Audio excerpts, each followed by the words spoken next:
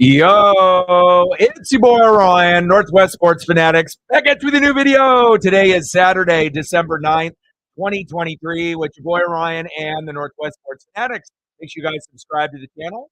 Smash that like button either now or on your way out. Donate to your boy if you can. Cash App, $ ORION NWSF, or the YouTube Super Chat right here. We got NHL action tonight on Saturday.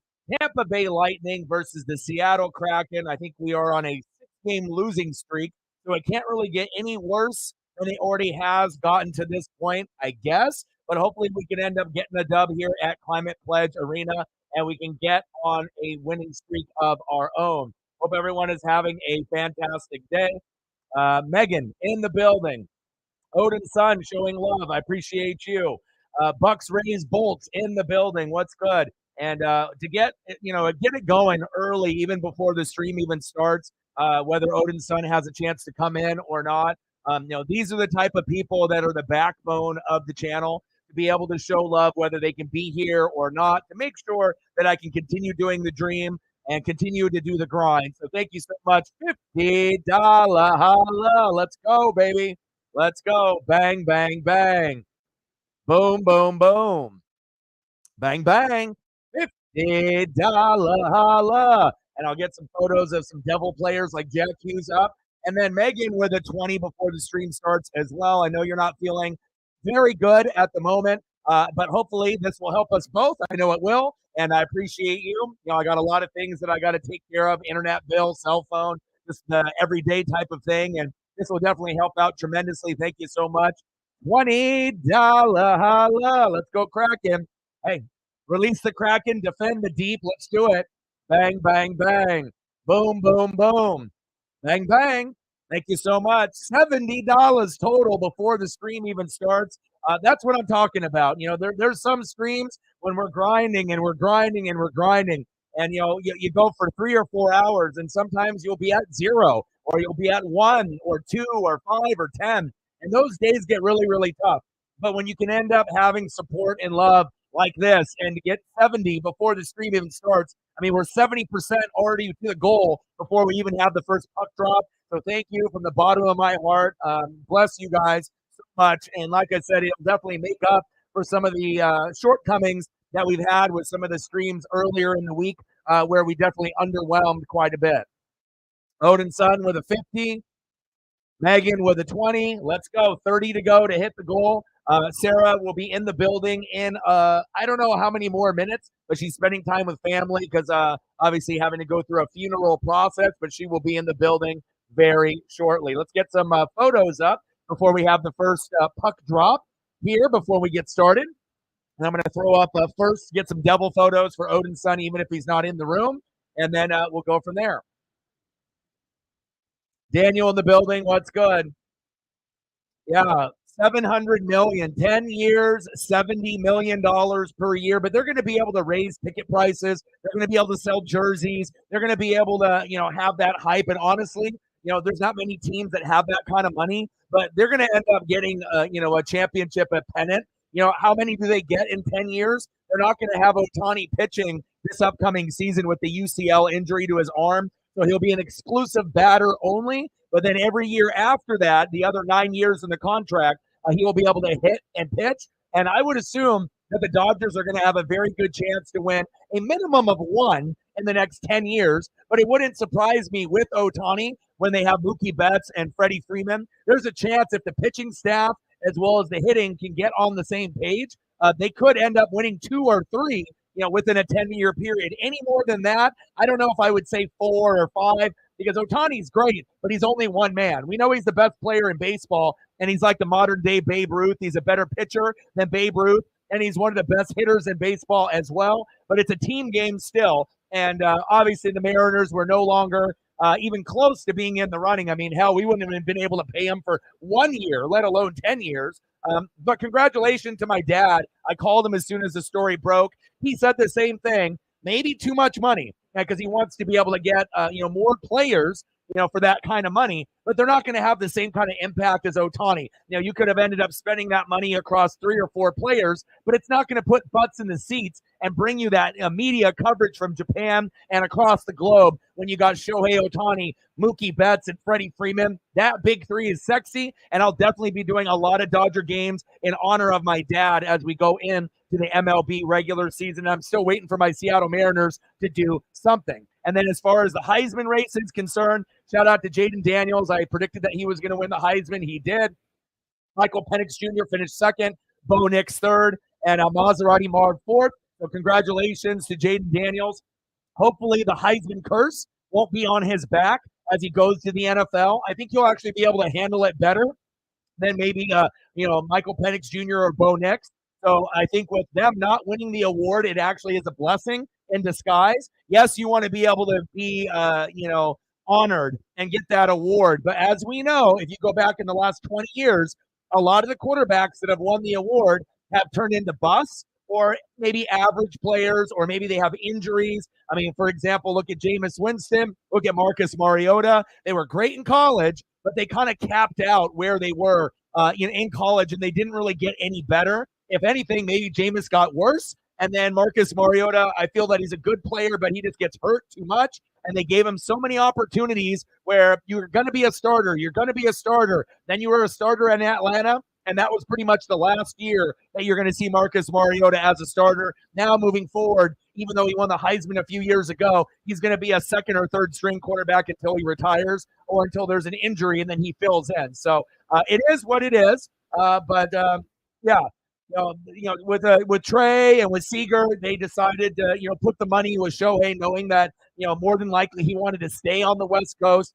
I had a feeling that Midwest teams and East Coast teams didn't have a shot. He wanted to be able to live in California since he's already been living there, closer to Japan. And I'm actually happy. I know it's a lot of money, but they'll be able to recoup a lot of that money with all the ticket sales and the merch and the bobbleheads and everything that's going to be attached to the Shohei Ohtani name. So I'm excited for them, and I think it's going to end up working out. It's a lot of money, but still, they're going to end up getting a championship out of it. They're going to get a minimum of 1 pennant with a maximum of maybe 3 in a 10-year period, in my opinion. So MLB is very difficult to win, and it's not whoever has the highest payroll. Obviously, you can have a lower payroll like the Baltimore Orioles and obviously show what you can do.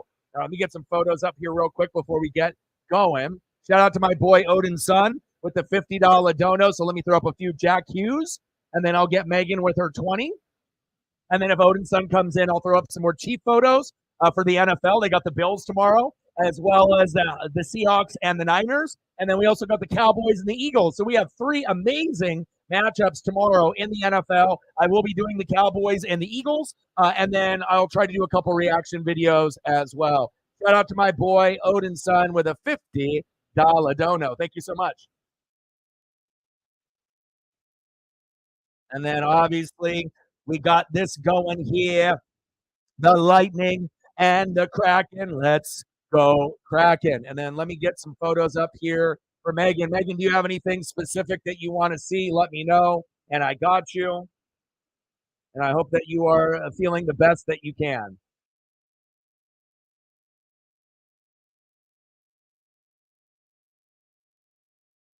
I did see that. I did see that.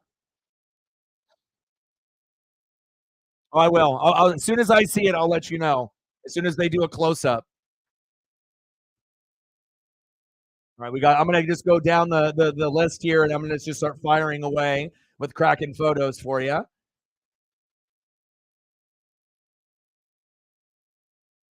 Good old hack attack. It's kind of cool. They got this like tribal chief guy here, and we're not talking Roman Reigns, John Halliday, member of the Muckleshoot tribe, and he's got the headdress and all the gear. I love it, man. I love it when they can, have different types of races, of different types of religion, different types of beliefs, and we can all come together and enjoy something like Kraken hockey and Tampa Bay Lightning hockey, baby. Let's go. A little Maddie, a little Kyler. And that third or fourth line with Yanni has been the most consistent line for the Kraken, and hopefully we can get the first, second, third line on the same page. Let's go, baby. We need this dub.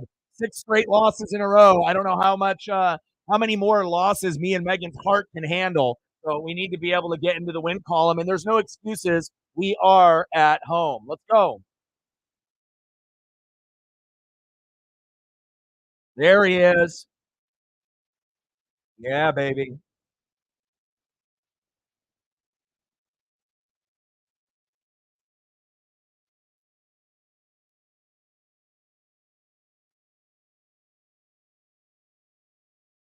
Hovinen, Bjorkstrand. I need to see some of the others step up, and hopefully that ends up happening, and we can end up celebrating a dub at the end of the day. Let's go, baby.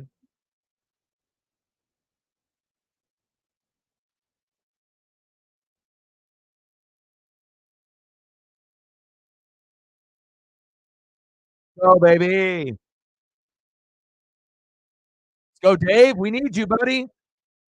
We got to, he's got to be able to get these guys motivated whatever way that he can. 6 straight losses is hella unexcusable for any NHL team, and especially being an expansion team. Okay, it looks like they got the close up on Hack right now, and it looks like he's got the blue on today with a little bit of white decoration. Obviously, or it's a blue. Here, let's see if we can get the light on it. Blue with a little hint of maybe like snowflakes of red, but it's like a very, very faint red where you can barely see it, like a reddish pink, but primarily blue. And the Lightning, they're rocking the blue and the white design tie as well. All right, come on, crew. We need you, baby. Let's go. Vasilevsky versus Grubauer. Let's go. Need a big game for Maddie tonight, too. Let's go.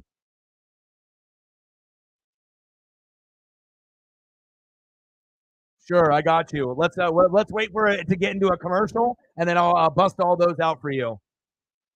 No problem. I'm not sure what that tie means, but it's primarily blue, and there's this faint, like little designs on the tie, and it kind of looks like there's like a reddish, pinkish, but it's like very, very faint. It's like you barely see it, so it's not very bright at all. Not a bright red, not a pink where you can see it. It's a very faint, kind of faded look, with that design. So I'm not really sure what that means, but maybe not the traditional with a different kind of Kraken type of blue or purple. But hell, those things haven't been working for us in the last 6 games. So maybe this will help us, get us the dub. So I haven't seen them wear that tie before. I think it's first time I've seen them wear that particular one, and maybe that'll start a nice little win streak for us, right? Let's go.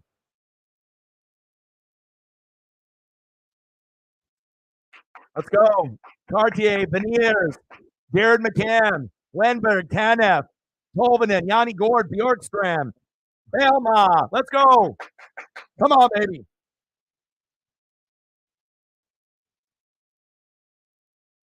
Let's go. No mercy. Yeah, I hope so. I like the pace right now. It feels like we're skating out there with purpose. We're not just going through the motions like I saw with that Devils game, where it was just kind of like we were out there, just skating around. I mean, we need to be aggressive. We need to win the power play. The passes need to be crisper, and we need to get off to a fast start. And hopefully we can end up doing that. And we got to make sure we're respecting the Tampa Bay Lightning. We know how good they've been in the last few years. I kind of like the tie. He's got a white shirt with a little bit of a faded blue kind of crisscross pattern with the undershirt, and then he's got the blue tie with a little bit of a faint, kind of like flowers that are like kind of a faded reddish kind of look that you can barely see, but you can see. I don't know. I kind of like the look. I think it'll work out good for us, and I'm feeling good today. I mean, he's all business today, you can tell, but I mean, it can't get any worse than his 6 game losing streak. I guess 7, but I mean, we got to get a dub, and we have to find any kind of way to be able to take any advantage that we can. Well, better than us. So even though the Lightning may not be as good as they were in years past, where they were a Stanley Cup contender, a lot of teams are better than us this year. But we're gonna fight, and we're gonna scrap, and we're gonna scratch, and we're gonna claw. And first thing, we just need to get to 500. But before we even talk about that, we need to get a dub so we get off this 6 game losing streak. And I think we've only gotten maybe one win out of all the Kraken games that I've done so far which is about 5, 6, or 7. So I think right now, I think we have one win and 5 or 6 losses on the stream so far. So we'll see where it goes. I mean, if he's comparing it to where they were, a couple of years ago, where they were, like the top, 1, 2, 3, 4 teams in the NHL, then I can see where he's coming from. But I guess it just depends on what your standard is.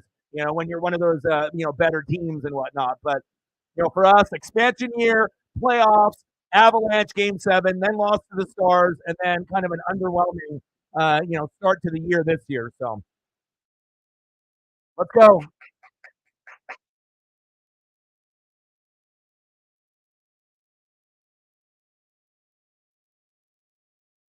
But I'll get you some. I'll get you some Detlef Shrimp, and I'll get you some of your other favorites as well.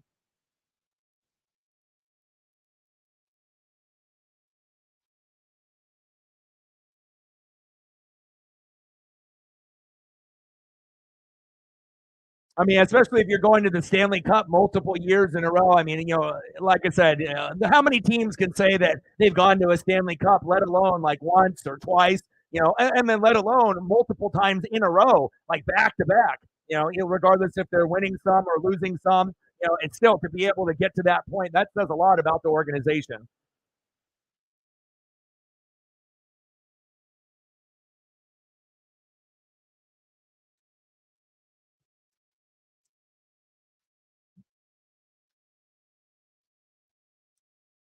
No shots on goal yet, and we're already almost 4 minutes in, which is a little odd. Defense has been on point. Seems like they're kind of skating with a little bit more of a purpose out there, which I like. Pack's got the new tie and the new undershirt going on, so we got to bring that fire, and we got to make sure that third line isn't the best line every single game. We got to make sure this first and second line can match that third line that we typically have with Yanni Gord. So that's probably been our most consistent line.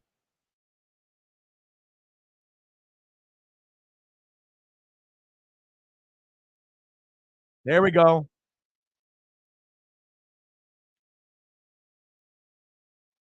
But you guys probably haven't gone on a 6-game losing streak like us this year. So, you're struggling, we're struggling, but I highly doubt you guys have lost 6 straight. I mean, maybe you have. I mean, I haven't followed every single game of the Tampa Bay Lightning from, the beginning of the season till now, but not many teams go on a losing streak that long. So we got to correct the mistakes, play with some purpose, and hopefully we can make this game competitive and protect, home ice. We need to do that.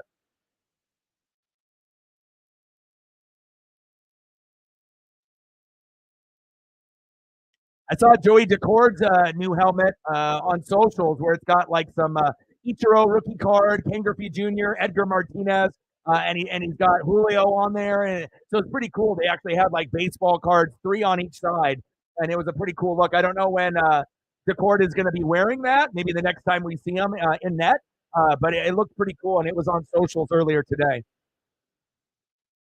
I don't think I've seen too many goalie helmets that have the baseball cards on it honoring Seattle sports, but I thought it was very, very cool. All right, 3 shots on goal for the Kraken, 2 for the Lightning. Let's go, baby. I like it too. 4-game losing streak. Well, God bless your heart that you haven't gone through 6 like us. It's tough. Especially when you think that you could have won almost every one of those games. It's like the Kraken isn't getting blown out. We're not losing 5-0. A lot of games are by 1 or 2 goals, or we have the lead and we can't protect the lead in the third period, and then we lose. And that's probably the worst way to lose in sports for, as far as the NHL is concerned. Dominate in the first period, dominate in the second period, have a big lead, 2, 3 goal lead, and then thinking, oh, we're going to win. And then we end up losing. Even when we're up like 4-1, we can't even get excited about it because we've seen that same thing repeat itself over and over this season. But I know at some point we will get to a point where we're up 4-1 and we'll end up winning like 5-2. We're going to protect, home ice if we're there. We're going to defend the deep. We're going to release the Kraken, and we're going to play better in the third period. I mean, we've had so many games, where we've had a 1-goal lead, 2-goal lead, 3-goal lead, 4-goal lead, and this is like going into the third period, and we've lost like every one. Like it's either gone to OT on like penalty shots, or the team has gotten crazy and decided to like score nothing in the first couple periods, score 3 in the third period, and then we lose by 1, and we're like, what the hell happened? But it is what it is. A number of things that we've had problems with. So it's all about just getting back to the basics and just the regular, just the fundamentals. If we can get the fundamentals going, then we'll be good. All right, let's get some more photos up here for Megan here. And then what did you want to see? You wanted to see some deadlift shrimp, and what else did you want? Let me scroll back up. Some Jay-Z too. Ooh, okay, I got you.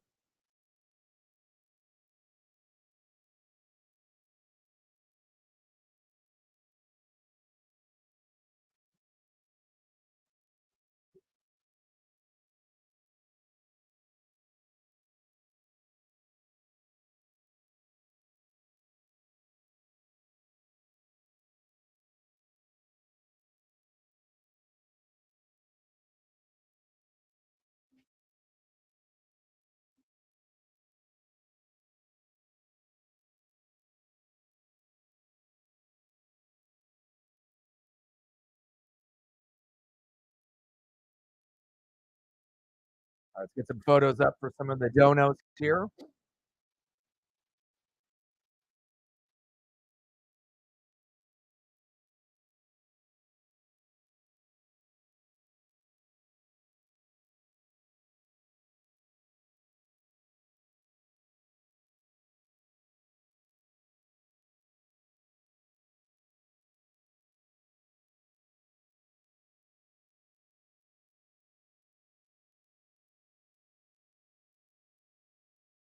Good old Detla.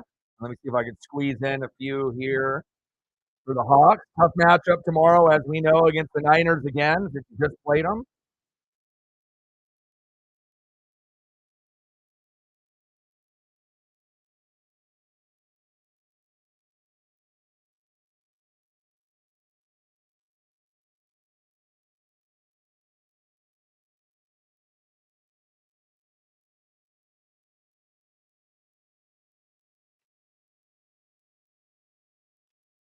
Three shots on goal for each team so far.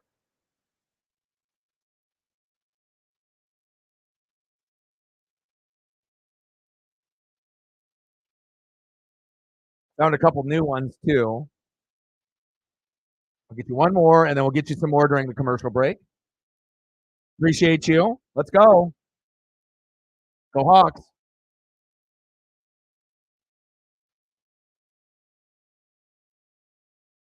I appreciate you. Shout out to Odin, Son, and Megan for holding it down.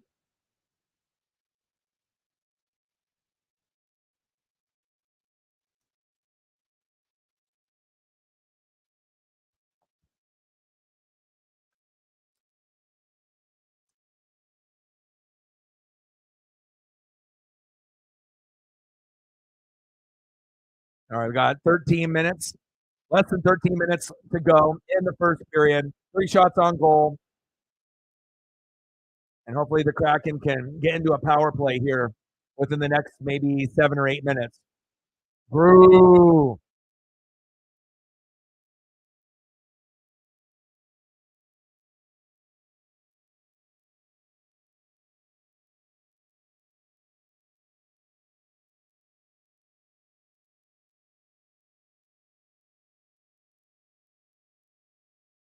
Let's go, baby. We need you, baby.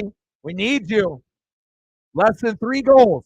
We got it. We got to go for. I mean, shutouts are very hard for any goalie, so that's a little unrealistic. But if we can hold it under 3, that's going to give us the best shot to be able to get the win. And if we do give up 3 goals, we have to obviously score more than 3. We have to get 4. But again, more than 4 goals for the Kraken at this point, that's asking a hell of a lot. So, unless we can get into a nice groove. What a save by Grew. Let's go. Kucherov. That was big. I got nervous right there. I was like, uh-oh. Look at the pass. Woo! With them. What a save. Wow, and he was falling forwards too. That normally would have been a goal if it was in Gru's previous, starts. That probably would have been 1-0 Tampa. So hell of a save there by Gru. That was awesome. Good awareness. Good glove work. There we go. Another save. There we go.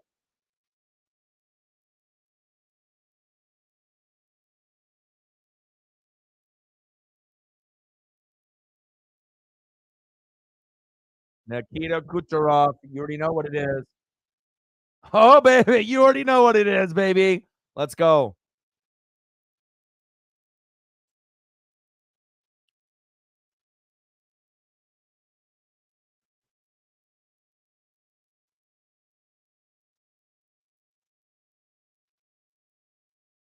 Come on, Kraken.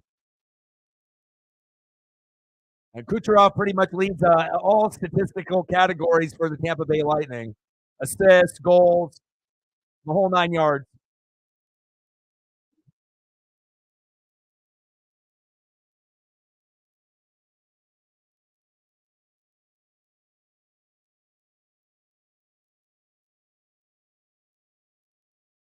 Nice job, Gru. Yes, sir. Yes, sir.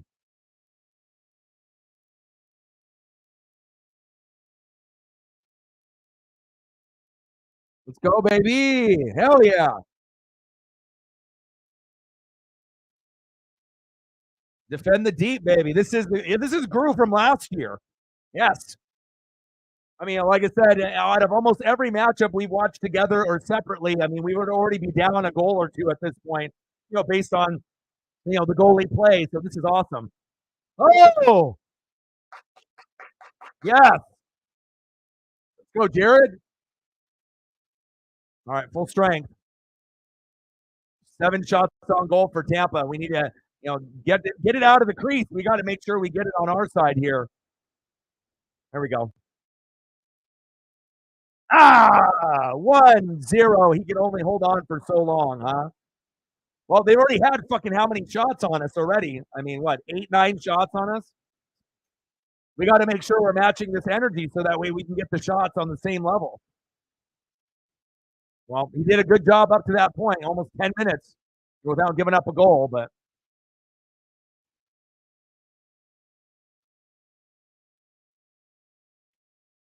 we got to play with some purpose out there. The passing needs to be crisper.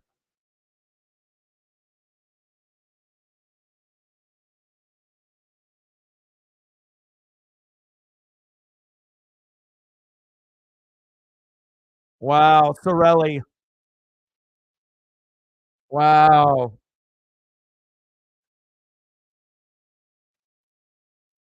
Sorelli breaking the ice, literally. 1-0 Lightning.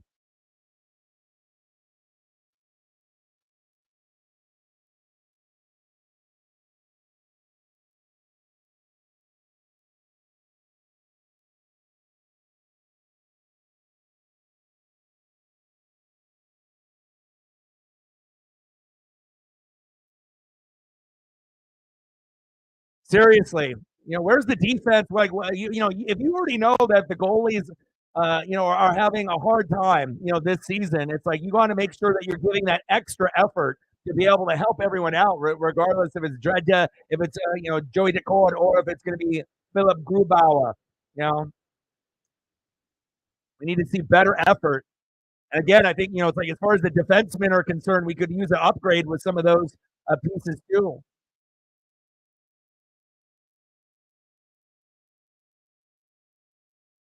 Yeah, me too. I agree. I mean, we only got 3 shots on goal, and it's already been past 10 minutes. Let's go, Kraken. You're playing like you're on the road, and then like just we have to show some energy out there. I mean, I don't know what needs to happen if we need to change the order of the lines to start the game out, like starting with the third line instead of the first line, and then switching everything up, and kind of going out of the ordinary. But something needs to change, And again, it's like I know you want to have a certain line to start, the matchup every night, but if it's not working, you got to be able to, figure it out. That's a good question. You'll probably know before I do.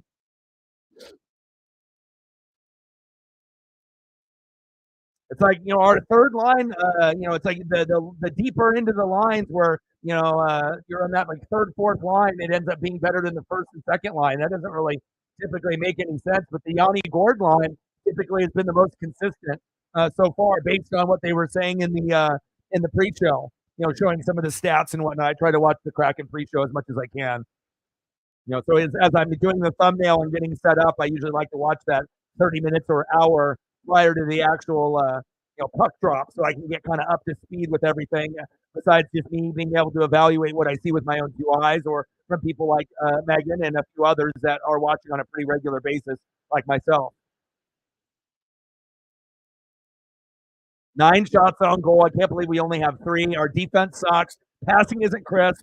You know, you can only ask Gru or Decord or Judge to only do so much. And we're at home. It's like let's act like it. We're at Climate Pledge. We're not on the road. We're not in Florida. We're in Seattle. Let's play like it. The fans deserve it. Come on now.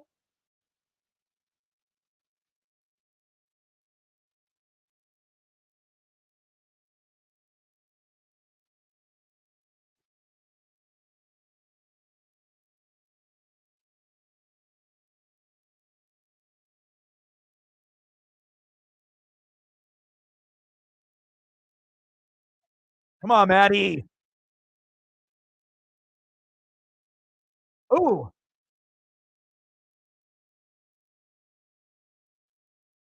I mean, I don't know what it's going to take, like a big hit, just something to kind of spark, the arena. Come on, Maddie. Wide left. Come on, Maddie. I mean, if we're going to shoot, let's shoot for purpose, not just shooting just to shoot. Oh, you're good. Bring the swearing on. I mean, if we're on a 6-game losing streak, all the swear words are coming out. I mean, we can only handle so much. I mean, I imagine Hack's vocabulary has gone to a whole nother level after every loss. You got to be able to show that emotion. You're not trying to bring the players down, but at some point, enough is enough. I mean, we're playing like we're a fucking expansion team. We're not an expansion team anymore. Let's not play like it. I mean, that's kind of how I've felt this season. Like it's like we regressed, like expansion team, and then we had a playoff atmosphere, a playoff team, and then I feel like we've gone backwards, back to like that expansion year. We need to play like we did in that second year where we actually played like a playoff team for a good chunk of the season. We got a delayed penalty.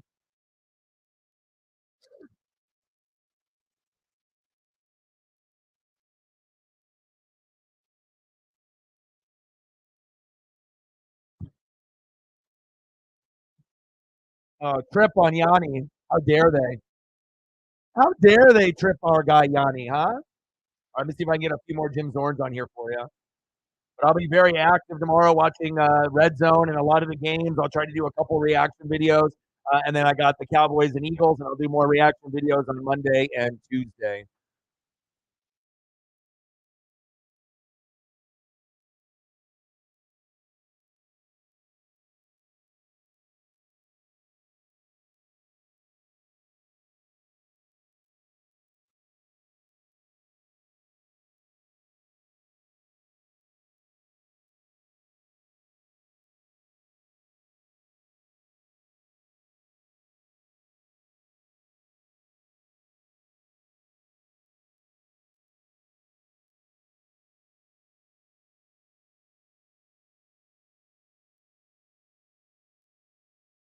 I got to get you one with the white. Most of the pictures of Zorn are going to be in the dark jersey. Not as many available photos with the white, but I always dig deep for you. Got a couple new ones here too.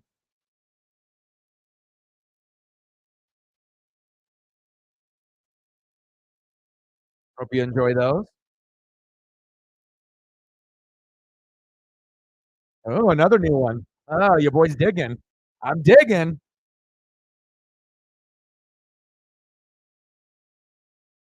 then always sprinkling a little black and white and whatnot for you too.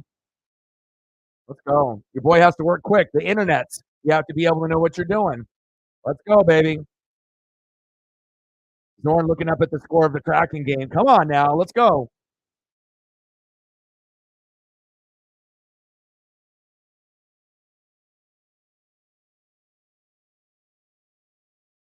Yeah, the white, like I said, is always going to be more rare, and I think it pops a little more. You got to be careful when you're eating food to not get a stain on it. But I think, like I said, I think white jerseys, no matter what the sport, they're always going to pop and look a little bit more crisp. Nothing against the colored jerseys, whether it's red or green or blue or whatever the main color of the team is that you root for. But whenever you see the white jersey in someone like in public, or you're at the grocery store, or you're at wherever you're at, there's something about that white, it just pops a little bit more. And they're usually a little bit more rare too. So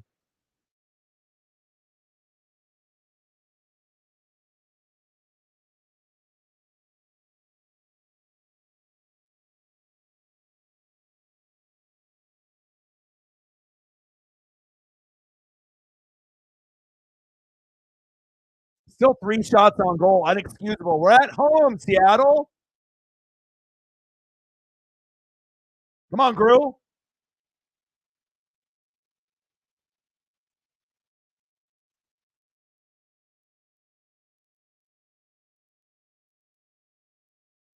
Yeah. Well, you also too, in the Pacific Northwest, if you're in Oregon and in Washington, we're going to have a lot more availability of the rare jerseys than anywhere else, of course, because that's the team that we have in the NFL in the Pacific Northwest, since Oregon doesn't have a team. But you're going to get a lot of the rarer stuff if you look. And depending on if you visit some of the shops, like they have a store outside of the stadium. They used to have two. One was owned by a father son. The father passed away. Then they closed down the shop. That one had a lot. They had baseball, basketball, football, hockey. They had a little bit of everything. And then they have another store that's right outside of the stadium. And then obviously you can get stuff in the stadium itself at the stadium store. And then they also have the actual store, like a Seahawks store, a Kraken store, that you have to walk a couple blocks away, where you can actually find some exclusive gear there as well, or more rare gear. But whenever I go to Seattle, I try to stop in and to see what they have. Come on, Yamamoto. 3 shots on goal is unexcusable, and we haven't even had a good one yet. God, the defense for Tampa is so good. They're able to just poke the puck away. We can't get into a rhythm. It's like, how many passes are we able to get across? Like, it's like the maximum amount of passing is like one or two.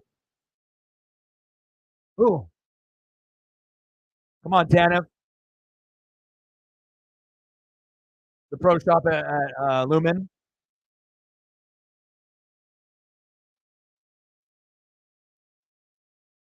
10 shots on goal. Come on, Kraken.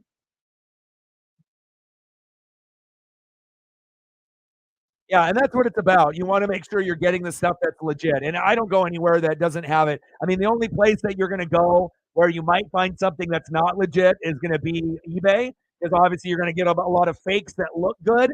And depending on the seller, if they have a high rating, sometimes you'll trust them. But again, sometimes these China, fakes that they have out there, they look good, online, or maybe they use a generic picture, and then you end up getting it and realize that the patches on the arms don't really line up. Like, usually that's the tall tale sign of a fake jersey. Everything looks legit. All of the logo underneath the chin, the numbers, the sewing, everything looks usually pretty legit, unless it's a really bad fake. Then you can tell with the numbers or the letters and the stitching is cheap. But normally the tall tale sign for me is going to be if the jersey has patches on the arms, and then usually it's harder to fake those with the detail. Like, for example, with my Tampa Bay Buccaneers, they have the ship. And obviously, these people that do the fakes, the stitching, it takes so much effort to do the ship properly. And if it doesn't look legit and crisp, then it is a fake. That's like the one thing that they have a hard time faking. So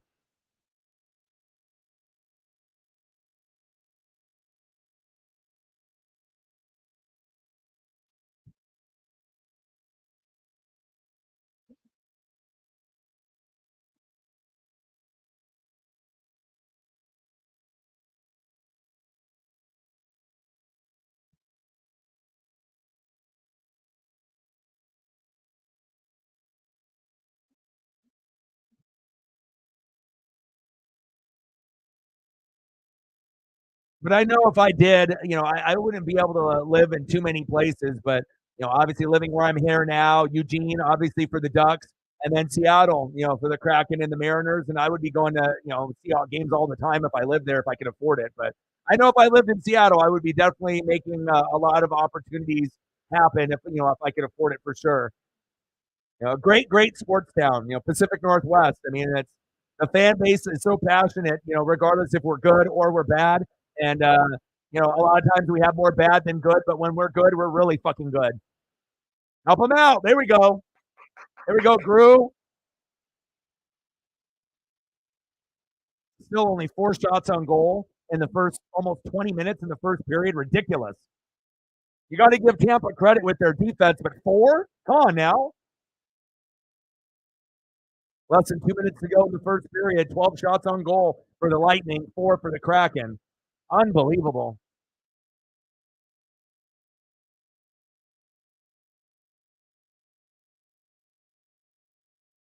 Absolutely. I'm gonna get some more photos up. We're not gonna waste any opportunities here. We're gonna make sure we're getting all the vibes going. And then yeah, and then like I said, if I have to throw up some lightning photos up here as well, I can do that too.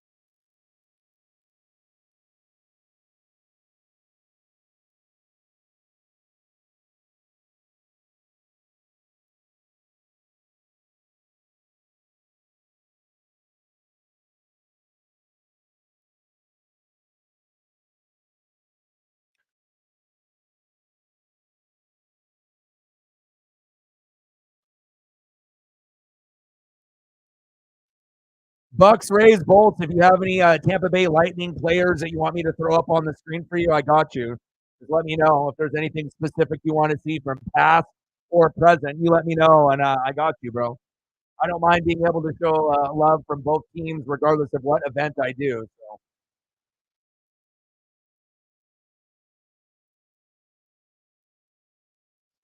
all right, 1-0 Lightning. Definitely been in full control. 294th career start for Grew. 149 career wins.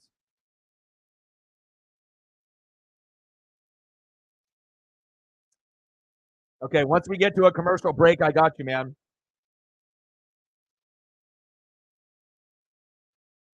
And we're going to be getting into the obviously end of the first period here in a second, and I'll throw some lightning photos up here for you too, man.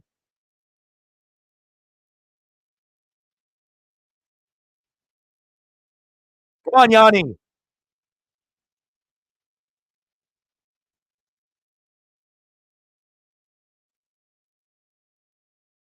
God, our passing is just dog shit.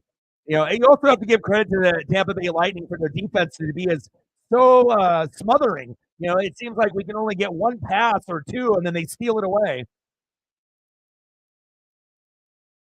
Good save there. At least we got some, defense there. We got a couple Kraken players, standing in front of Grew to deflect some of these shots.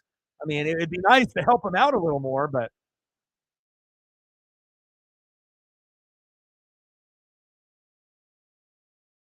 Kucherov 2-0 Lightning. Golly.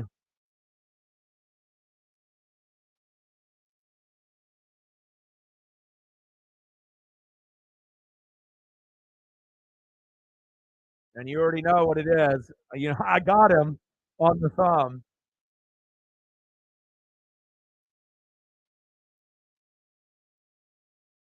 That's just too easy. Too easy. Terrible defense. Why do you got 4 Kraken players on one guy? Why is there 4? And then you just leave that open like that? That's so inexcusable. Golly. I mean, there is no excuse for that. 45 points this season by Nikita Kucherov leads the NHL. What a stud. I mean, like I said, if he's already on one side of the net, you got to have at least one guy there to help him out, not 4 Kraken, players, defending one Lightning player.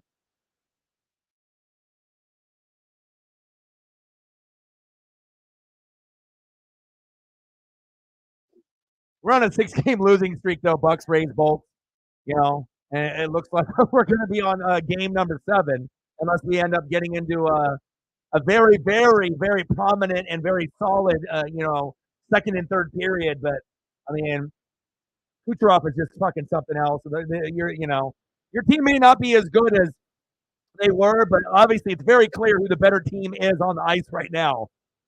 I mean, it's not even close right now. I mean, 4 shots on goal. I don't think I've seen a game all year where we've had less than 5 in a period, and we're at 4. Unbelievable. Oh, of course, of course. All right, let's get some photos up for you, and hopefully, and obviously, I put them on the thumb, bro. You already know what it is.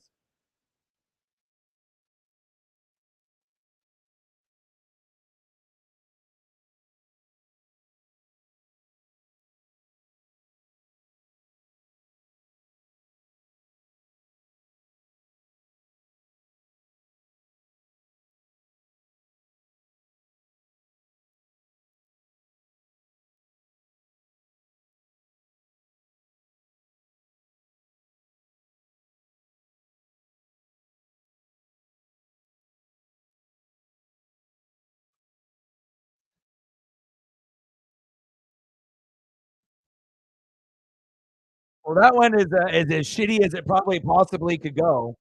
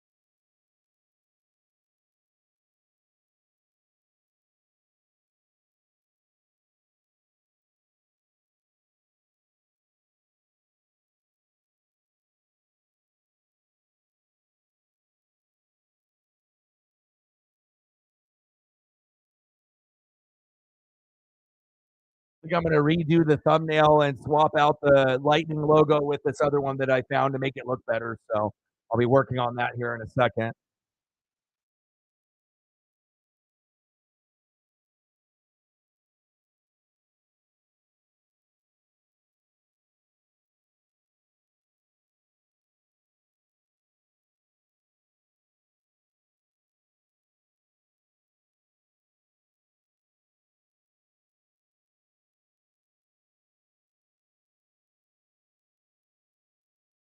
Odin's son in the building. What's good, bro? I threw up some Jack Hughes for you. Appreciate your support and your love to the channel, man. It means a lot. Let me throw up some photos up here for you while you're here. So I already got some stuff already prepped. Appreciate you, man. And then I'm going to redo this thumbnail to get the better Lightning logo up here. So one sec. I mean, I know it doesn't matter, but I try to be a perfectionist to make things look a little bit better. But I didn't have access to that particular logo, and I just found it. So, and I can get you some cheap photos if you'd like as well. I appreciate you so much. $50 dono by my boy Odin's son, 20 by Megan. I appreciate you very, very much. Things have been very, very light. Uh, and it just feels to be, good to feel loved and appreciated for all the hard work that I'm putting in every single day. Some days, you feel very unloved and underappreciated, and other days you feel that love and you feel that appreciation. And today is definitely one of those days, and yesterday was one of those days as well. So, uh, God bless you guys. I appreciate you very much because I was getting a little nervous on like how I was going to be able to pay my cell phone bill and the internet bill to keep streaming and whatnot. So.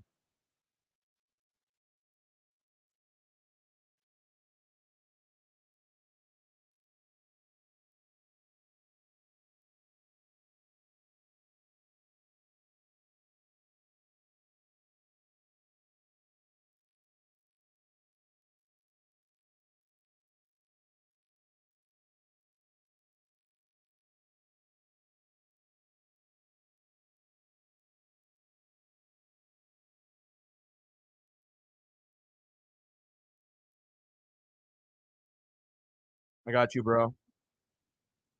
I appreciate you, man, more than you know. I mean, like especially, if I'm grinding like almost every day, it's no one wants to grind, grind, grind and end up at a fucking zero or like a one or a two or a five. I mean, it's one thing if I'm like brand new and I'm just, starting off, but when I've been doing this for, almost 8 years on YouTube and, 11 years overall, it's kind of a slap to the face, but it is what it is.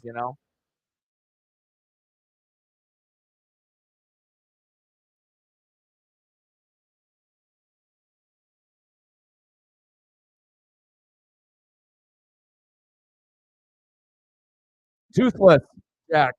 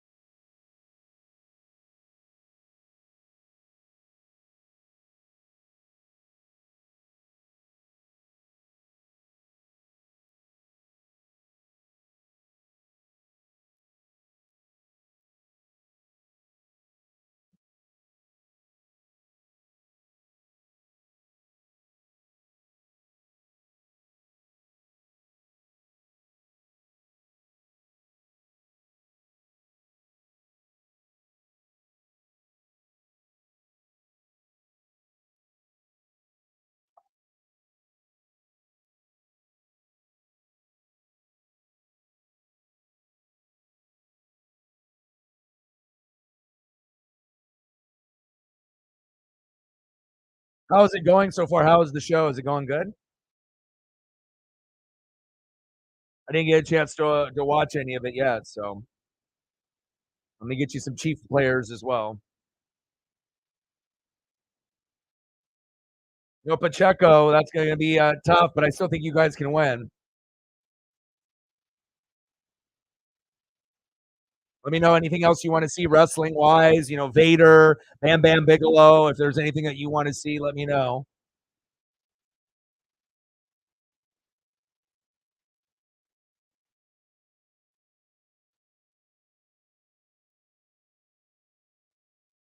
3 H bombs and a torpedo Moscow. Whoa, okay.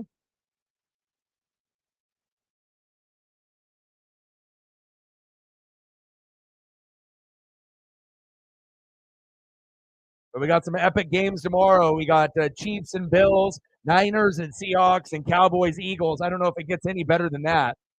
I'm excited.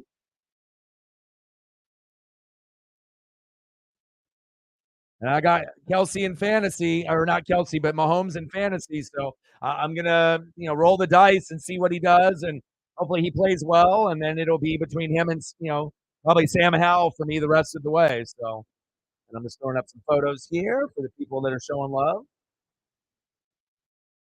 Appreciate you very much, man.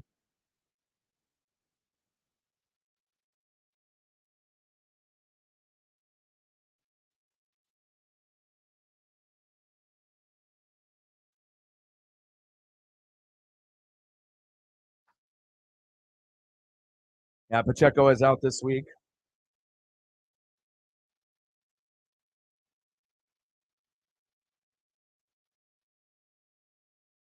Clyde Edwards-Helaire and Jerick McKinnon got to hold it down.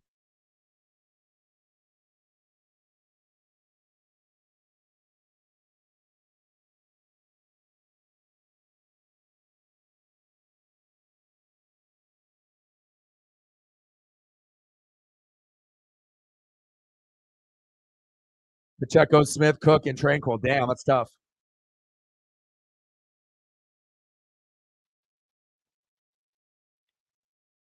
Yeah, tough too. And it sounds like Gino is a game time decision too. So, whether they have Gino or not, I mean, the pecking order is, it can move the needle and you can go back and forth. But, right now it's like, Chiefs and Dolphins, and then obviously you still got the Jags and the Ravens, but Trevor Lawrence is hurt. Mark Andrews is hurt. So that's going to hurt their chances. But still, right now, you got Miami and Kansas City as the two big dogs in the AFC with the Ravens and the Jags sniffing very close behind. If they weren't injured, they would be much closer to the other two teams, maybe even ahead of those two teams, in all honesty, based on the play this year.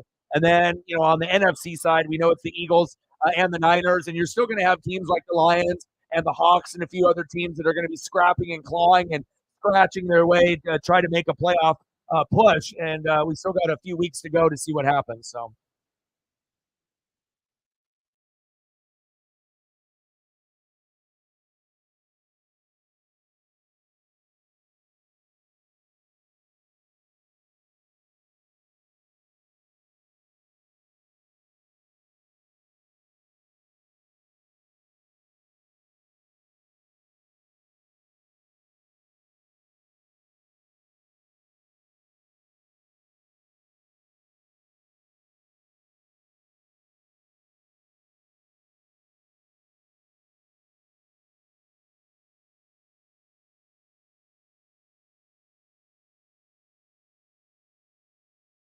throw up a couple of Jerick McKinnons for you.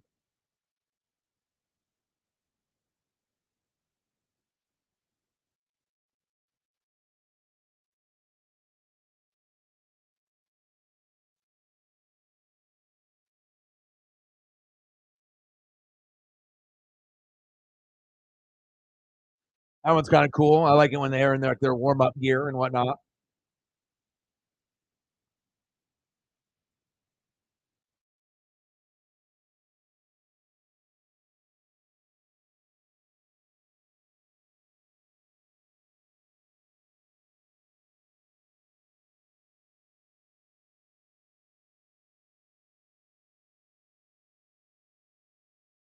That's a cool one.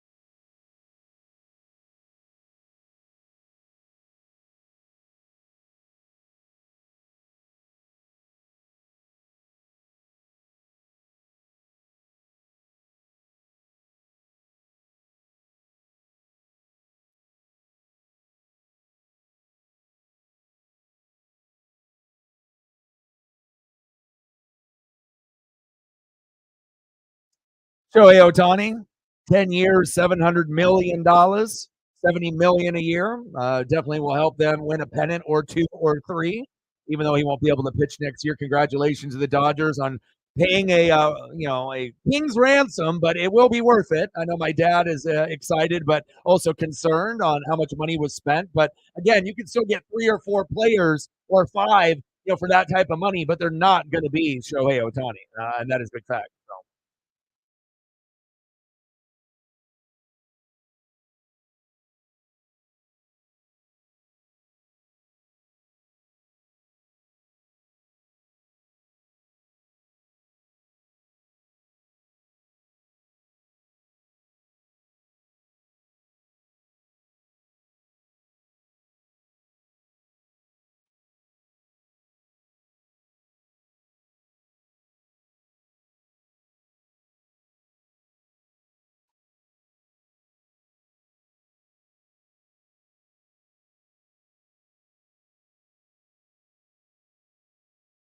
And shout out to Jaden Daniels for winning the Heisman over Bo Nix and Michael Penix Jr.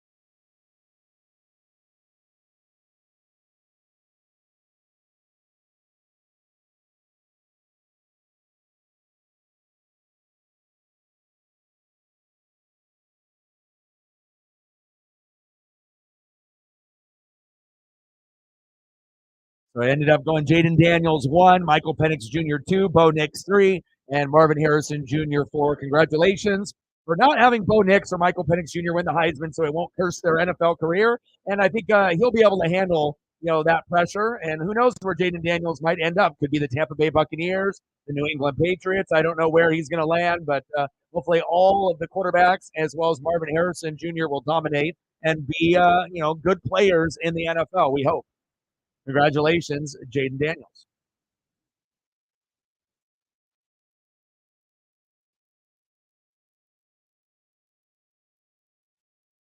Yeah, and like I said, I don't really feel that there's that many teams that'll threaten you. The offense, Mahomes isn't terrible. It's just the pass catchers are dropping too much. The defense is pretty good, much improved in years past. The only team that I could really see beating the Chiefs on the playoffs, home or on the road, is the Miami Dolphins. And I know the Miami Dolphins haven't beaten anyone with over a 500 record, but again, a lot of those games that they played, they didn't have Xavier Howard as well as one of the best corners in the league from back in the day, joining that roster at corner as well. So when you have your two starting corners there, it definitely will make a big difference in that Miami Dolphin, secondary. That's big facts.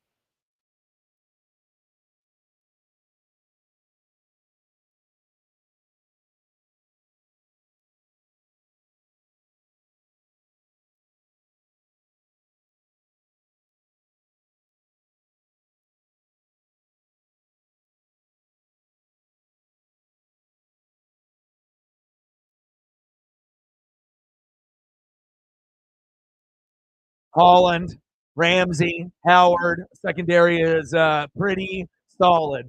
And especially if Tua and Tyreek can get going, I think that's really the only team that I think that can beat the Chiefs. I don't think anyone else in the AFC can beat them. But regardless, if the Chiefs make the Super Bowl, I don't know if they can beat the Niners or Eagles this year. But if Miami goes with that firepower that they have, if they find a way to beat the Chiefs, like in the AFC Championship game, Miami would have a shot, just like Kansas City had a shot last year, where they may not have a full squad, but as long as you have Mahomes and you have Tua and Tyreek, and if they're rolling, you never know. They could always, end up beating a team that maybe is a little bit more well-rounded, like the Niners and the Eagles in the NFC. So it'll be very interesting to see how it all plays out as we start here the second period. 14 shots on goal for the Lightning to 4 for the Kraken. Let me know anything else that you want to be able to see, Odin, and I got you.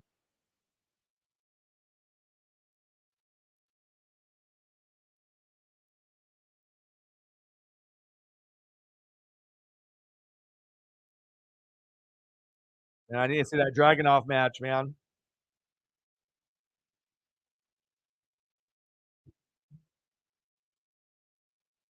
Good save.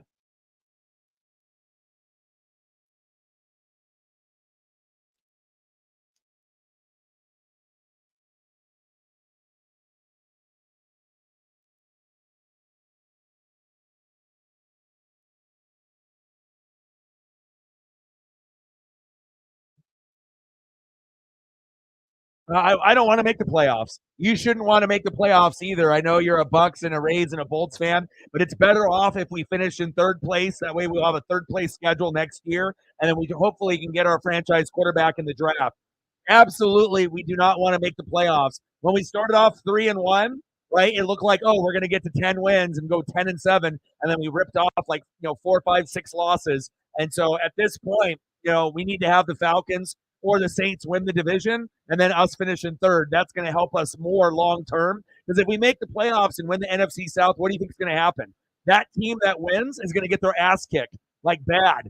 The only team that might be able to do something is probably the Falcons. They might have a slight chance, if that defense plays well, with Jesse Bates a third, that they might be able to steal one from someone. But the Saints and Bucks, we're not good enough this year to win a game in the playoffs. Hell no. And neither are the Falcons. Good defense there. I think Baker is okay. You know what I mean? But it's not the guy that we want to have on our roster for the next 5 years. Unless you want to just not go to the playoffs every year. Like Baker is a guy, if we had him for the next 5 years, what are we going to go to the playoffs once? I don't want that. I want to be able to have, if Baker's there, but we draft like Bo Nix or Michael Penix Jr. or Jaden Daniels, we need to bring someone in to compete with Baker. And then if Baker ends up being the backup and the rookie gets hurt or Baker starts for the first couple games, they bench him and they bring in the rookie. It's just going to be better off if we start off with a franchise quarterback. Because if you have Baker Mayfield, you're only going to win 4 to 8 games every year. And I want to be able to win 10 games or more at some point, and you're not going to be able to do that with Baker. And Mike Evans might be leaving. Hopefully not. And hopefully Mike Evans will stay because, it'd be awesome. Oh, big hit. Big hit by the Kraken. Helmet went flying. Wow, that was sweet. That's what we needed. Yeah. There we go. 2-1. Yeah. Yeah. Oh, yeah. It's about time that we got a fucking goal. But that big hit, that energy that we needed. There we go. Now, Kyle Trask ain't good enough either, bro. I watched him all at Florida. You know what I mean? He ain't good enough. He's not good enough. Baker's not. You can't go from fucking Tom Brady to go to these scrubs and think that you're going to be good enough to do anything.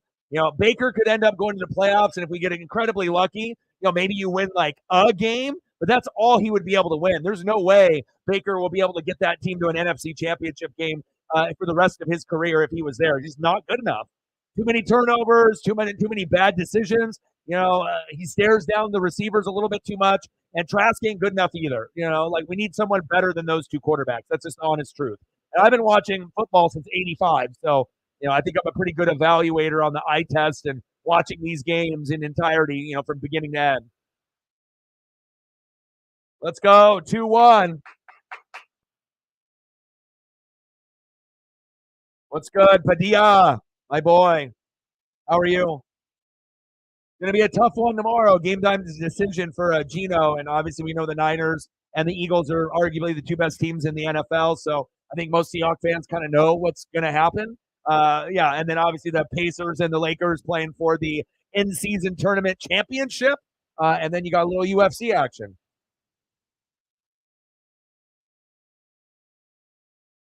It all started off with that big hit from the Kraken. It was like a decleating hit like in football. Helmet went flying. That got the energy in the crowd going. And then what had happened a few minutes later, bang, we got our first goal. So we need to have that aggressive play, even if it leads to a penalty. We just need to see some energy out there, even if it's a big decleating or, hit where obviously it knocks the guy off his skates and onto his ass. But that brings that energy that we need. So let's go. But like I said earlier, the last few weeks, you could go on this big losing streak and win the last 3 games, still finish 9-8 and make the playoffs. So again, it's a rough schedule, but you just need to make sure Gino's healthy and you get this team going. And now we have a coach's challenge and they take it away. Boo! Come on. Boo! They took the goal away. Boo! Golly.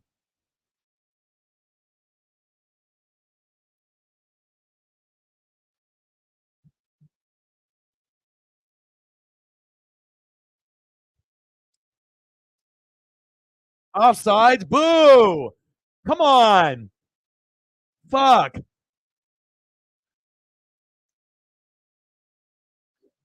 Yeah, it was offsides. Fucking A, Yamamoto.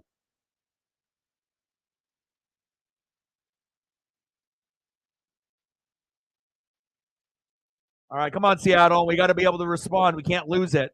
We can't get over emotional and get negative. We have to. We had that energy. We got that big check. And knocked a lightning player on his ass, and we haven't had that energy all game. So if we can have that energy and be aggressive, that'll lead to goals, guaranteed. Come on now, unbelievable, unbelievable. Yeah, but good matchup. So we got Niners Hawks tomorrow. We'll watch that. Then we got the Bills and Chiefs. I'll watch that as well. And we got the Cowboys and the Eagles on Sunday Night Football, which I'll be doing also. So I'm ready for it.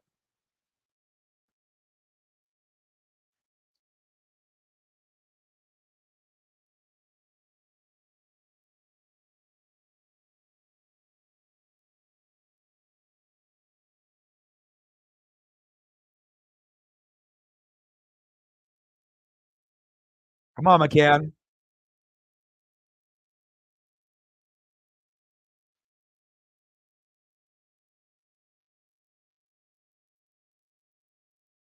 Brandon in the building. What's good? How are you? Oh, you saw it finally? Good.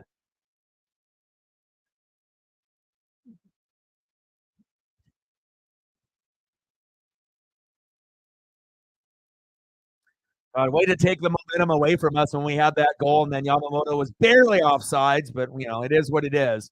It's like the first time that we actually have shown some aggressiveness and some purpose. Had a big hit. And then that led to a couple minutes later getting the goal. The goal ended up getting challenged, and they took it away. And hopefully we can still keep fighting, not give up. And we can definitely tell with the body language of the players if they've given up or not, and I don't think they will. So even though we're on a 6-game losing streak.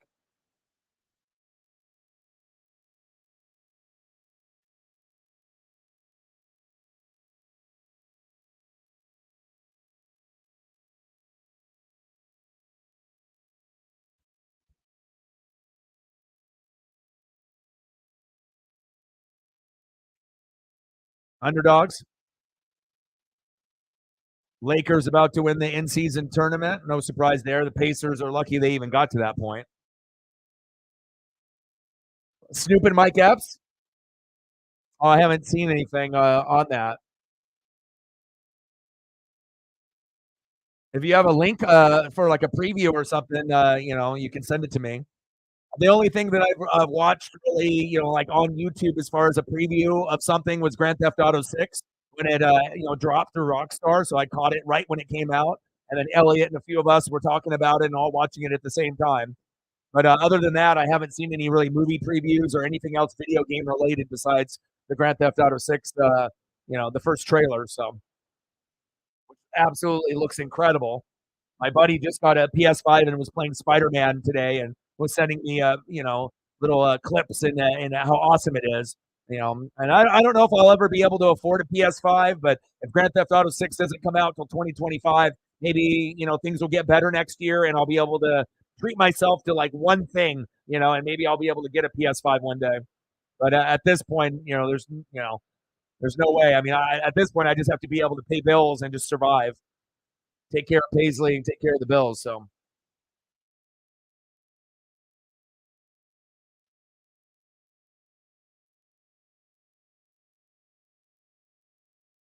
Shohei Ohtani, Sergio Tony. Yeah, Shohei. Yes.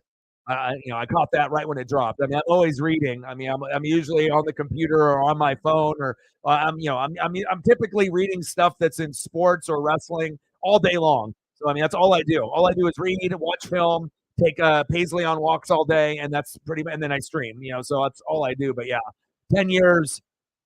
$700 million, $70 million a year. And my dad's a Dodger fan since the '50s, so we're all over it. Lots of money.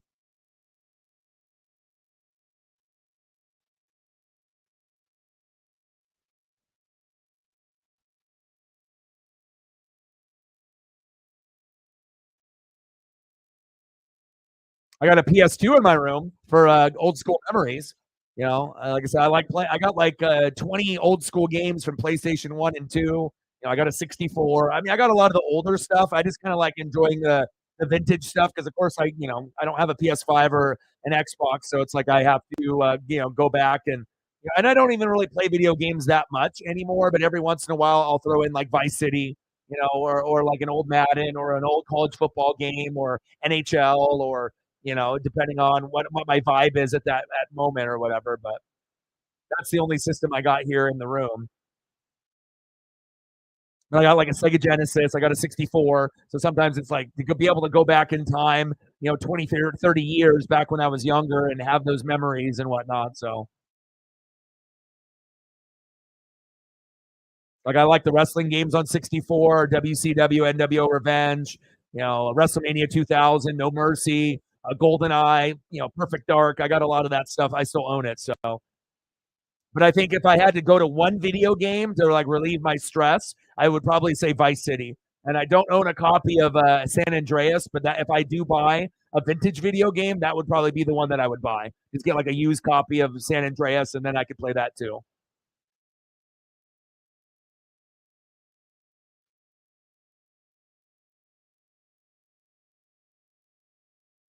It's like the Mighty Ducks were from football. Oh, nice. Yeah, Otani to the Dodgers. My dad's been a fan since the '50s, so I gave him a call, and he was concerned about too much money being spent. But again, they can raise ticket prices. Let's go! Finally. I mean, if we could have had that other one, we could have actually had a tie game. There we go. Hopefully that doesn't get called back for some bullshit offsides.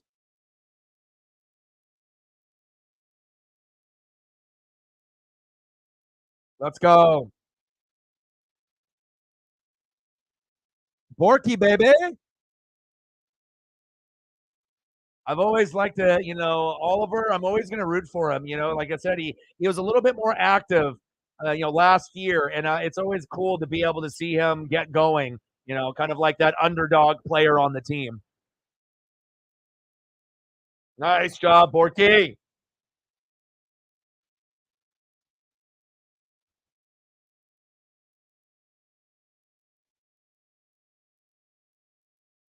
I got a nice Borky here too.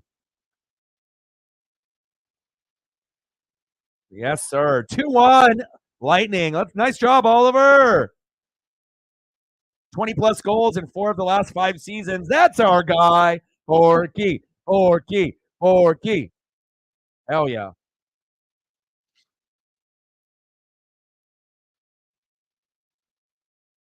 Yeah. Not a lot of people named O. You get the Ollies, you get the Oliver, Odin's son, Orion, anyone that's got the O name, it's definitely not common. It's very unusual. And usually those people that have the names that start with O are very, interesting people. I don't think I've ever met anyone that had a first name with a letter O and I didn't like them. I think, everyone that I've ever met, I had a really good kind of hippie buddy that would play Magic the Gathering with me. His name was Oliver, and we always got along. He's a Mariner fan as well. And like I said, you get all kinds of different types of personalities too. Nice job, Ali. All right, Odin. Love you, brother. I appreciate you. Thank you so much for your support, dude. It means a lot.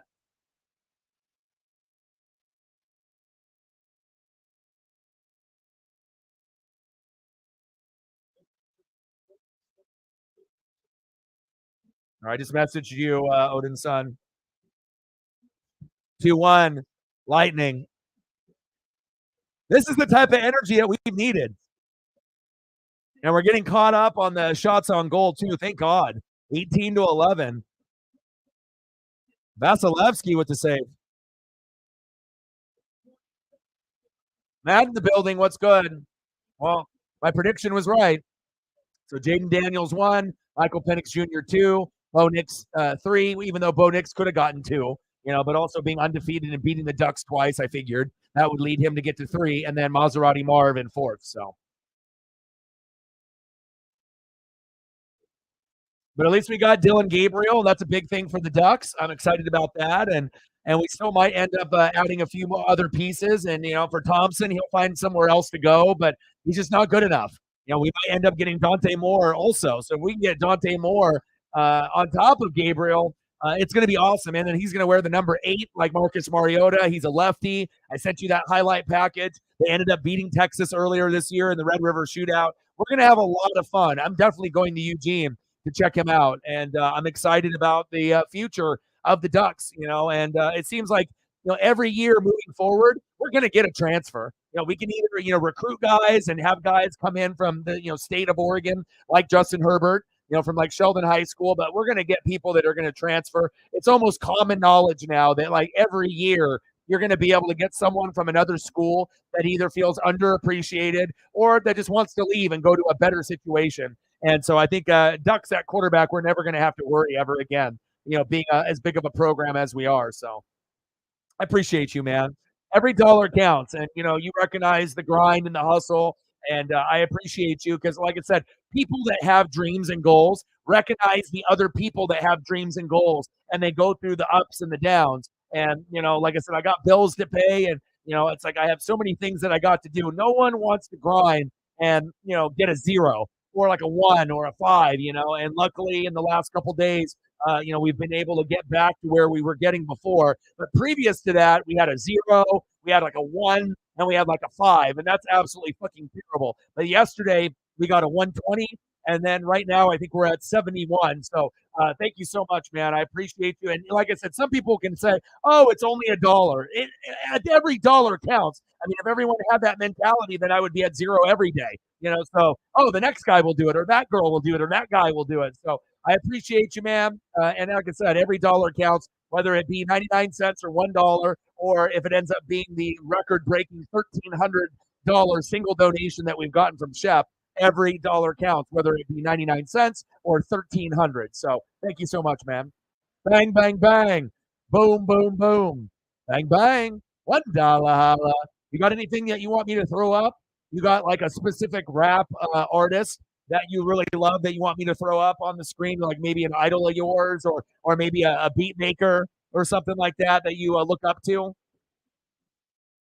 Much love, dude. I appreciate you a lot, man. And like I said, there's going to be some people that will never donate, and there's going to be people that'll show mad love. There's going to be people that are broke that never donate. There'll be people that are broke that will still donate because they see the hard work and the effort, and they appreciate the grind and obviously the connection. So I appreciate you, man. But let me know if you got something, music related, that you want me to be able to throw up. Let me know. I got you, bro. I always support other people that got dreams and goals. There's not a lot of us out there. A lot of people drift in life with no goals whatsoever. And for the people that do, yeah, we're going to get hated on, a lot more than others. But again, we have to stick together. People that have goals and dreams, we have to stick together. Sometimes that positive reinforcement, you can feed off that positivity. Let's go.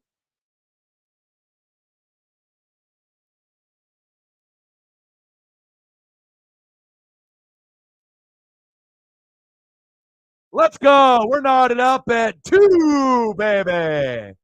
Yeah.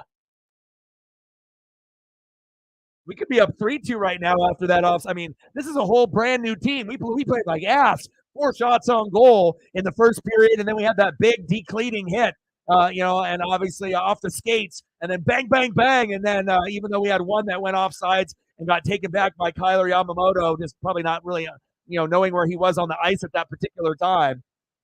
Oh, baby.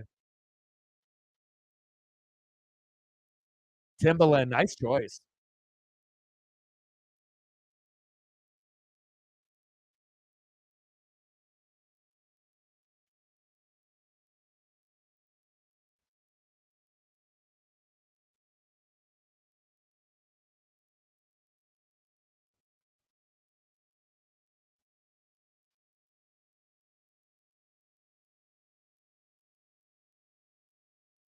Nice job, Jamie.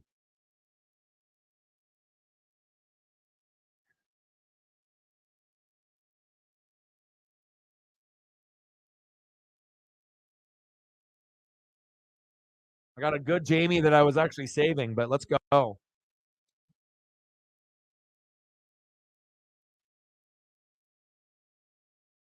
Let's go, baby. 2-2. We are electric, baby. Borky? Jamie? Yeah, baby.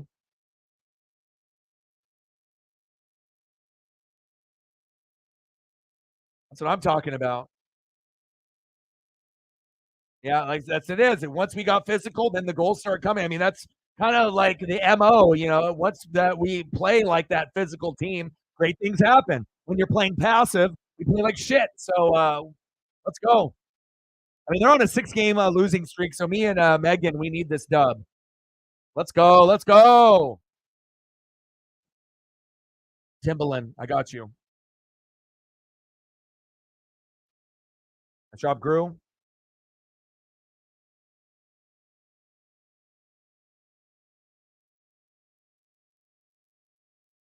And I know you got the music thing and the beats and everything. So, it's all about just connecting with other people and understanding what their thing is. So, good choice, bro. A couple photos here for you.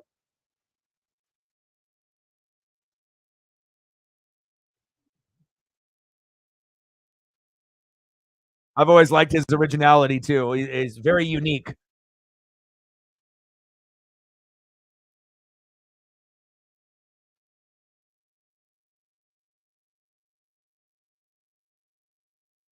Same thing with like Pharrell. I like Timbaland and Pharrell, for their originality. You know, I mean, you'll have other guys like Swiss Beats and a lot of these other guys out there, in the rap game, and there's many, many, many, guys that are out there, but there's not many that are going to have that originality and that swag. That obviously Timbaland, even though he's a little bit older, he can still make good music. You know,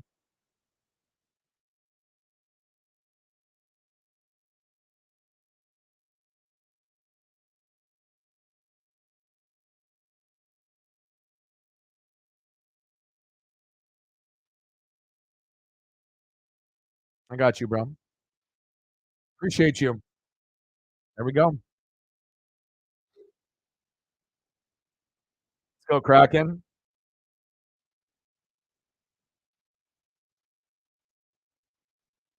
It's actually better, Matt, that Bo Nix didn't win it. We don't want to have Michael Penix Jr. and Bo Nix have that award weighing on their shoulders. For Jaden Daniels, I think he can handle it the best out of the 4 guys. Him and Maserati Marv would have been able to handle that pressure more. You know what I mean? Because no one really expects Jaden Daniels to be like, oh my God, like, yeah, you're the Heisman winner. Are you going to be the best quarterback in the draft class? It's possible, depending on what team he goes to. And he might be kind of like a Shadur Sanders, where I think he's pretty good, but you don't really know how it's going to translate into the NFL. And Shador could end up being the first or second or third pick in the draft next year, depending on his back and how they play in the Big 12 and whatnot. But yeah, I think it's actually better that Bo Nix and Michael Penix Jr. did not win it. I think it's going to help their confidence moving forward as they go to the NBA. No, no, no, the NFL, baby.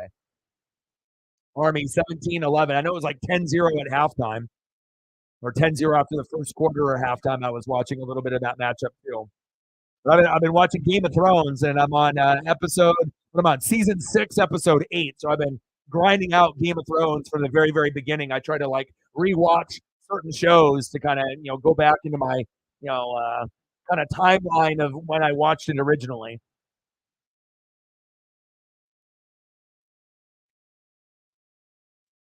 Yeah, it's all about consistency, and I got the consistency down and the passion, and I read 4 to 6 hours a day. I watch film every day, so I feel that there's not very many people that can compete with me, based off my voice and my energy and my knowledge. And I do every sport. I mean, how many other YouTubers do every sport that actually know what they're talking about? Like most people are afraid to dip into something that they're not, very good at or knowledgeable at. So if you're feeling that you're not as knowledgeable, like for me on like the NHL side or the NASCAR side, that means you just got to read more. You got to put in more effort. And if you put in more effort, then you're going to know what you're talking about, And obviously you can continue learning, but I've always had the NBA and the MLB and the NFL and college football and wrestling on lock.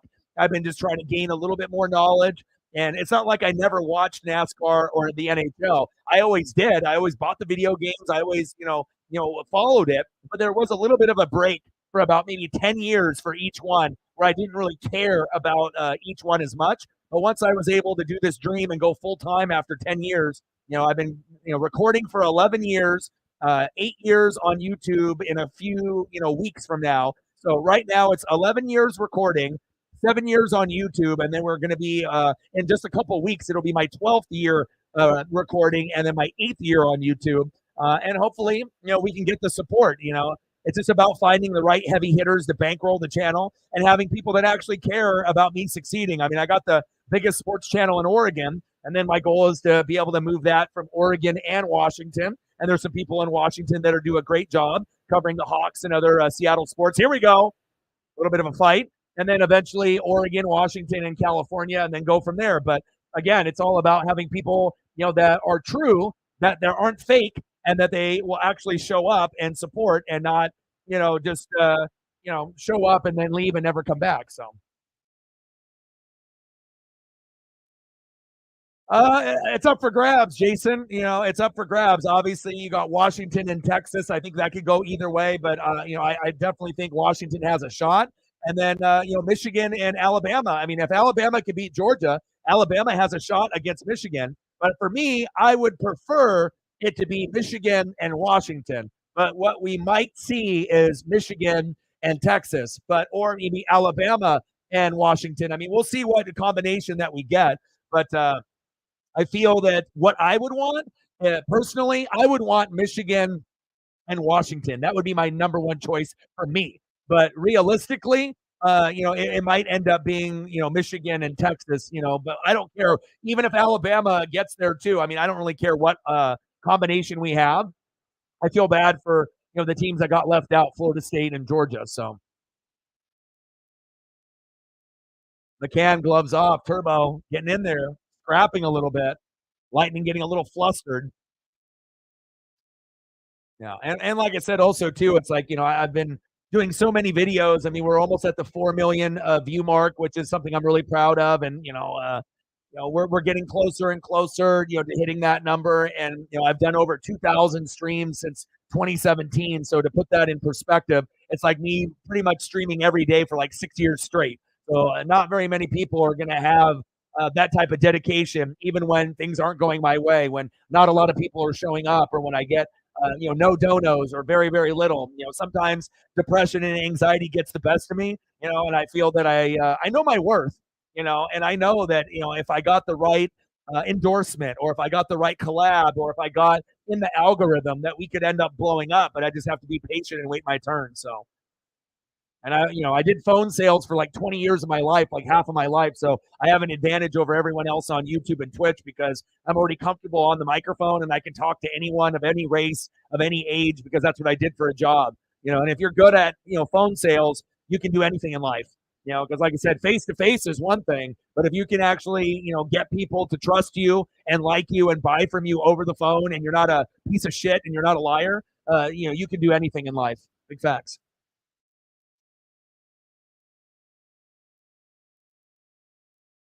But if I had to pick one team that I think that, has the best shot to win the national title, I would say Michigan. Just because they got, JJ McCarthy, you got Blake Corum at running back, McCarthy at quarterback, and their defense is amazing. But Alabama beat Georgia, and they were pretty good, well balanced. And Milroe, if he plays well, Alabama's defense is just as good as Michigan's. So that one could literally go either way. And Michael Penix Jr., Rome Odunze, Jalen McMillan, Dylan Johnson, and that defense, they can keep up with Quinn Ewers. So I honestly think that any combination of the final four teams in the college football playoff, I wouldn't be shocked. And if there's a team that I'm rooting for, it's definitely Washington, even though I'm a Duck fan. I would want the Huskies to win it all, and they have the least likely chance to do it.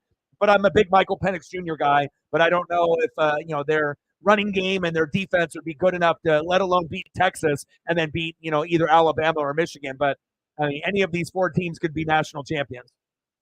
And I don't think we've ever been able to say that, where you got, an SEC team that's in there, but they're not the favorite.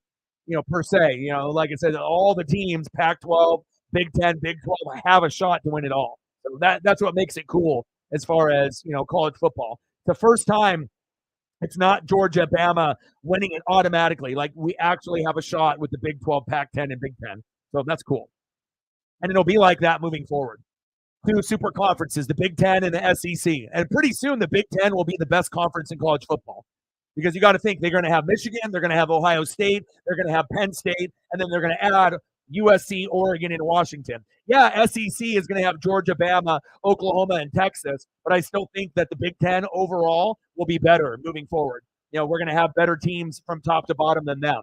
Yeah, they're going to have some top-heavy teams like Bama and Georgia and Oklahoma and Texas, but Oklahoma isn't really as good as they used to be. So they got three teams: Texas, Bama, Georgia, but they're not as so much better than everyone else. So I think there's going to be better quality in the Big Ten, and pretty soon the Big Ten will be the super conference.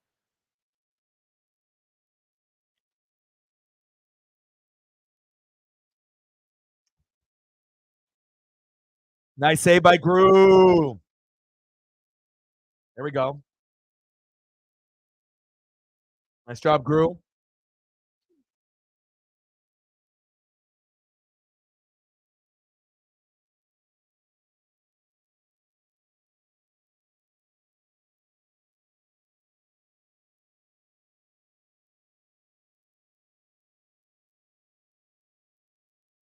Joe Dirt. Life's a garden. Dig it, baby. Let's go, baby. Had a goal taken away based off a review. Offsides by Kyler Yamamoto. It still hasn't phased us. We played like shit in the first period, only had 4 shots on goal. And went on a big flurry here in the second period. And this is what we wanted to see, all year. One of the best periods that we've had, from playing like shit in the first period and then turning it up. But again, if we end up playing aggressive and mad, we play the best hockey. And when you're on a 6-game losing streak, you got to be able to find a way to, break that slump. Big facts.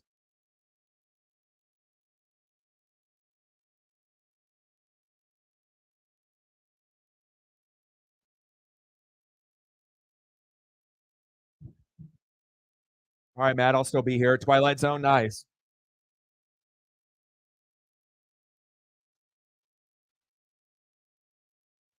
I was actually reading a post on Twitter X about an accident that happened between some actors and some Asian kids that actually died in one of the episodes back in the day when one of the helicopters crashed and it decapitated, 2 of the 3 people, and then one of the kids drowned, and then the man and the Asian girl got decapitated by the rotor blade and whatnot. So the gentle Jamin. Twilight movie. So you know what I'm talking about. Yeah, that popped up on my feed. So, yeah, Twilight Zone movie. You know what I'm talking about. And then I actually saw the footage of the helicopter crashing. Very, I mean, it's not like you're going to see the decapitation, up close or whatever, because it's like in the water and the rotor blades are spinning. But what a freak accident like there. And obviously with the child labor laws, I mean, they had those kids in there illegally, and then they sued for a lot of money, which they should have, and whatnot. But sometimes I'll go through, some of those posts, like morbid, posts that, they'll show, and it'll, go over mysteries or, crazy disappearances or deaths and whatnot, and they'll end up on my feed. Renee in the building. What's good?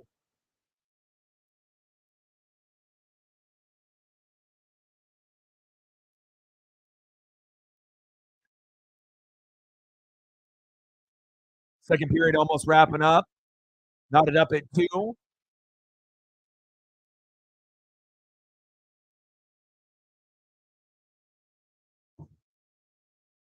Entertainment tonight.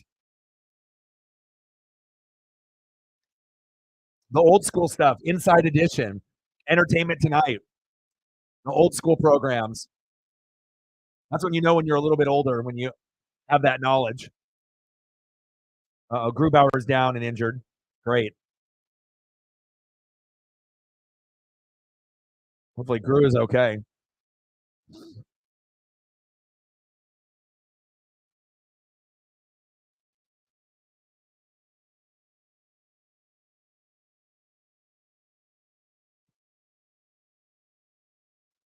All right, end of the second period. We're knotted up at 2. Let me know what you guys want to see for photos while we have time to wait. Gru is injured. Hopefully he's okay. I don't know. He just kind of went for a save and then he went for a save and then he just kind of went down. Nobody touched him. Slow to get up. I don't know if he pulled something. You know, I can't really tell right there. They're showing the replay right now. I hope he's okay.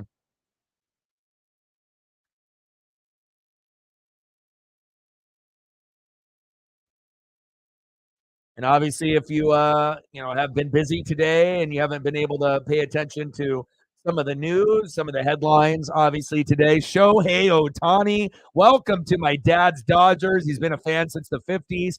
10 years, $700 million deal, 70 million per year. And there's not very many teams that can afford that. Now you got Mookie Betts, you got Freddie Freeman, and Shohei Ohtani. He won't be able to pitch next year with the UCL injury to his elbow and his arm, but he will be able to hit. And I would assume the Dodgers will be able to get at least one pennant in the next 10 years with that trio, maybe 2, 3, if everything goes right for them. And then obviously Heisman winner is Jaden Daniels. He got the most votes. So congratulations to him. Second place was Michael Penix Jr., third Bo Nix, and fourth was Maserati Marv. All right, one sec here. And you guys let me know what you guys want to see. Comment below if there's anything specific you guys want to see while I'm waiting, and I got you.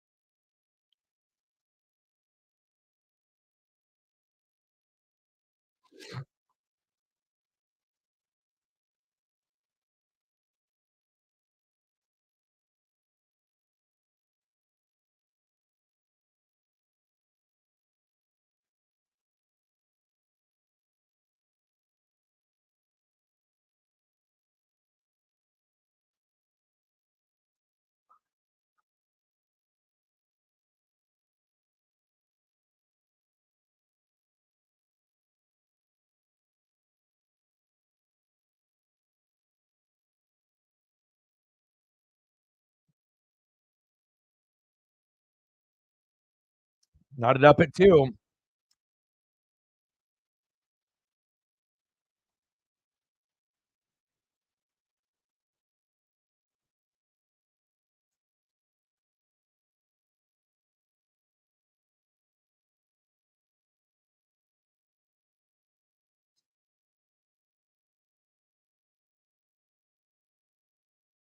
All right, keep me busy. Like I said, anything that you guys want to be able to see, let me know. I got you. While we're just waiting for the second period, and all the bathroom breaks and tape ups to the sticks, and then the game plan to be able to try to get off this 6-game losing streak. Let me know.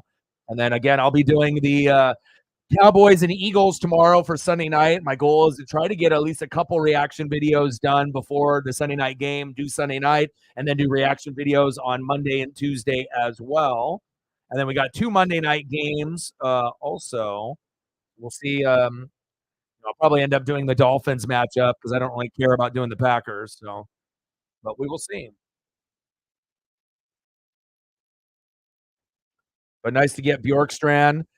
Even though we had that first goal taken away, but Bjorkstrand got us going, and that felt good to be able to, kind of get off the schneid.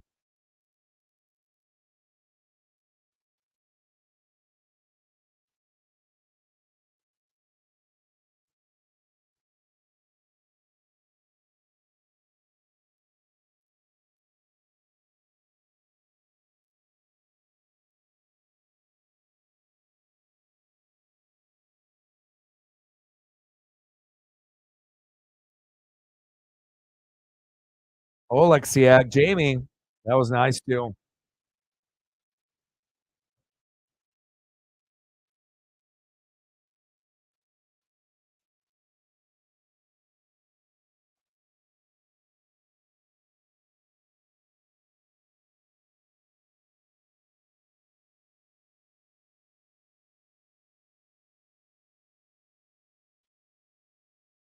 Kraken intermission.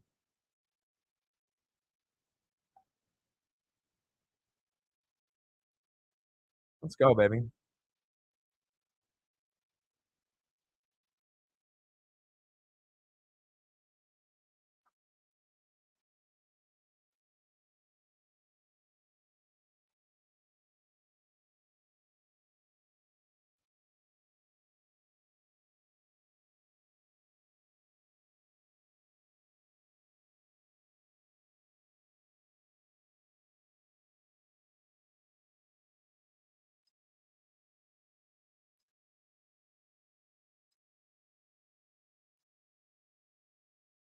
Yanni, baby.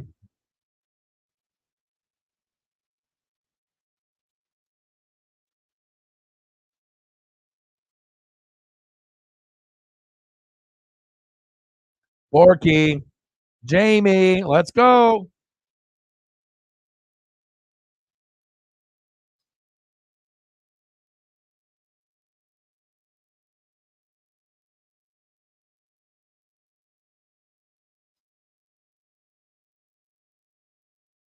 Yep.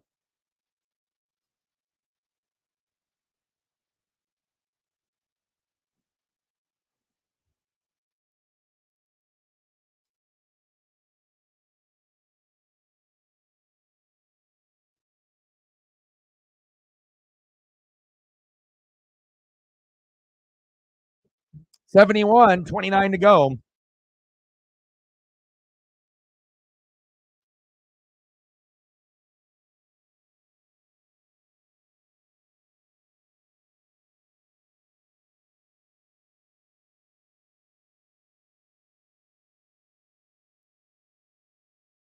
The big rig, baby.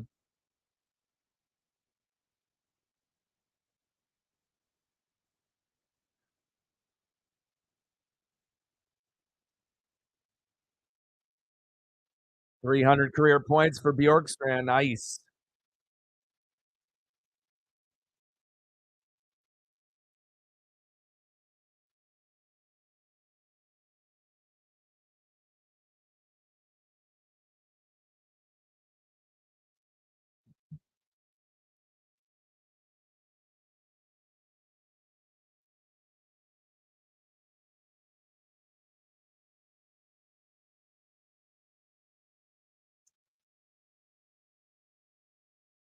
Prayers up for the Papa.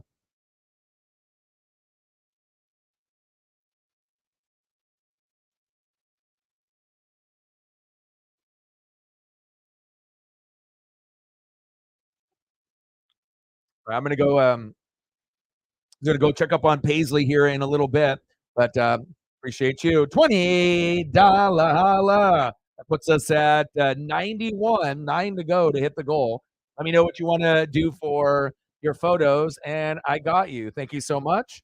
I appreciate you before the $20 dono and after the $20 dono. Thank you so much. You want to do some Jim Zorn? What are you thinking? What direction do you want to go? You let me know, and I got you. I appreciate you very, very much. Bang, bang, bang. Boom, boom, boom. Bang, bang. $20 holla. Let's go. Appreciate you. Oh, thank you so much. Megan's like, I'm going to make sure we're going to hit the goal for you. Thank you so much. $10 holla. Some Steve and some USCP. Let's do that. Thank you so much. I appreciate your generosity, and I wouldn't be able to do this channel full time without people like you supporting. Like I said, lots of people like to watch and not support, but everyone has a right to be able to watch and do what they want. But for me to be able to do this full time with no other income coming in, sometimes you're going to need help, to be able to continue to do the dream. And I appreciate you very, very much. Bang, bang, bang. Boom, boom, boom. Stacks on stacks. Racks on racks, a little cactus jack. Bang, bang, $10 holla, $20 holla. Thank you. That puts us at 101. Appreciate that. Next goal will be 200. 99 to hit the next goal. Appreciate you. And then let's get some photos up here for you. Thank you so much. I appreciate you from the bottom of my heart. It means a lot. Like I said, we've had some pretty challenging streams. And so it's always nice to be able to feel loved and appreciated. instead of feeling unloved and underappreciated. So I got you.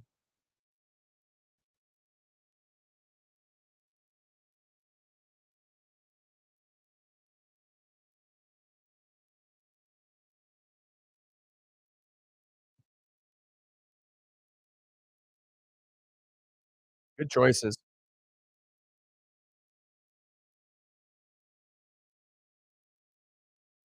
Thank you so much.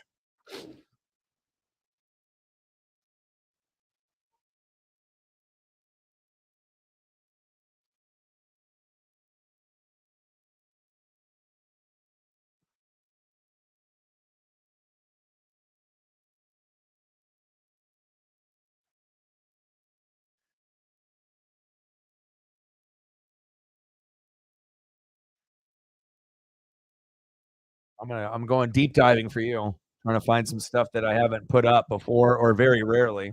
There's a brand new one. Oh, baby. Look at those Buffalo Bill helmets in the background. Woo, baby.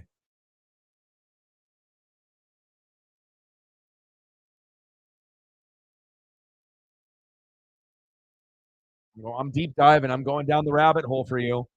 Okay. You're going to take care of me. I'm going to take care of you. I'm going to go deep diving, showing some things you've never seen before. Or if you haven't seen them, or maybe you have a long time ago, but not here. Oh, baby. Let's go.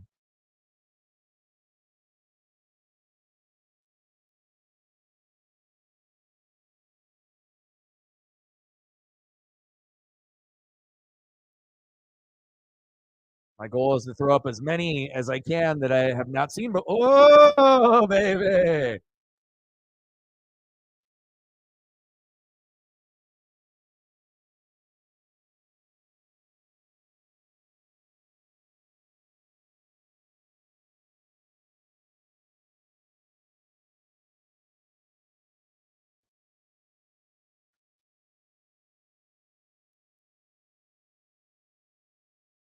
And in honor of tomorrow's matchup with the Hawks and the Niners, let's go.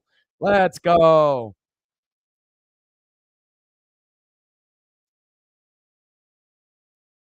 I'm deep diving for you. Okay. We're really trying to deep dive. I'm going all out for you. Okay. I'm pulling up stuff you've never seen before. Unless you just search, on your own time and go through as many photos. But at least on the stream, I haven't shown a lot of these. And sometimes I got to put in different keywords to be able to find different options.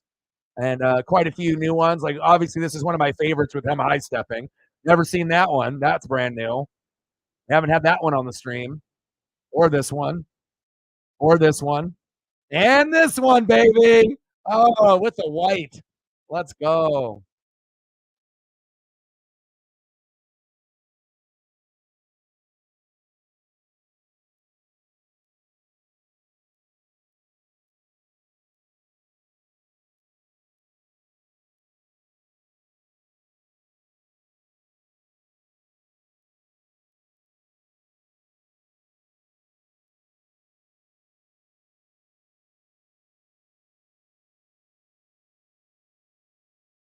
That's a sweet photo. That white just pops, even with the mesh jersey. You just, there's nothing wrong with the blue. The blue looks good. The blue looks good, right? With the silver, right? But that white, though, I mean, like, it just even the helmet looks brighter when with the white. It just something about it. It just pops a little bit more. Then, ooh, there he is, handsome devil.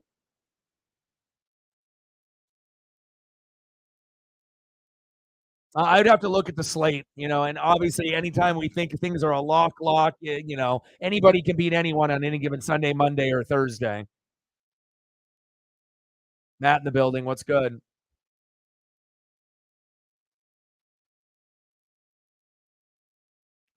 I'm going all out. I mean, almost every single one of these we have never seen before, or very, very rarely in past streams.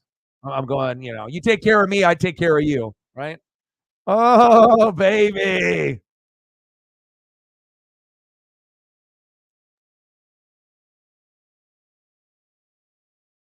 Absolutely. You know, I grind no matter what. You know, 0 people in the room, 100 in the room, it don't matter. I'm gonna give you the same energy no matter what. Every single day, you're gonna get the energy, you're gonna get the fire. Of course, if I'm grinding, you know, and we're at a 0, of course I'll get a little depressed, you know, and whatnot. But you know, I gotta keep going. You know, like I said, not every day is gonna be a day that you know you can look back and say, you know, this ended up being an amazing day. All I can do is control what I do, and hope that the people will show some appreciation and love. So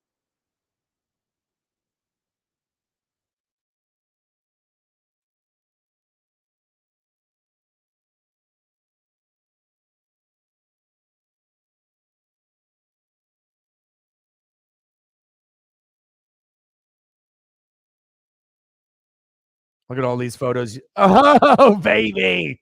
Let's go. You want a family photo? Yeah, boy. I can deep dive with the best of them.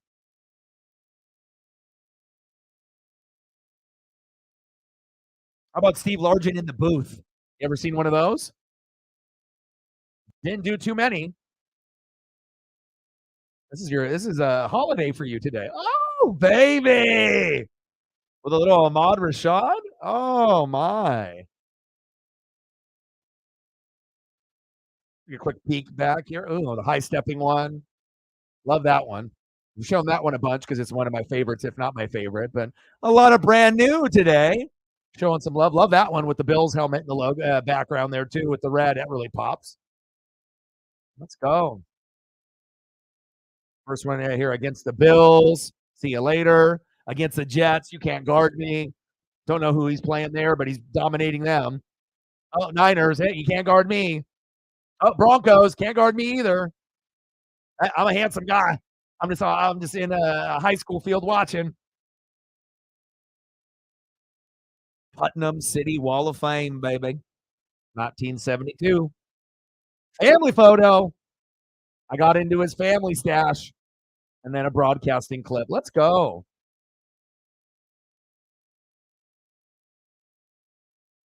I mean, I'm deep diving here for you. I'm going all out. Most of these we've never even shown on the stream.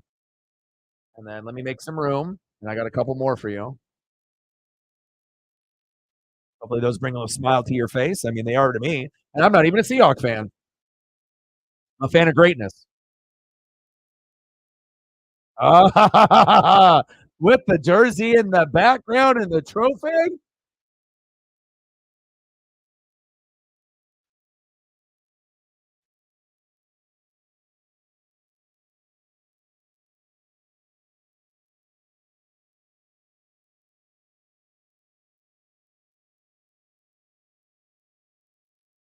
Hello, Pete.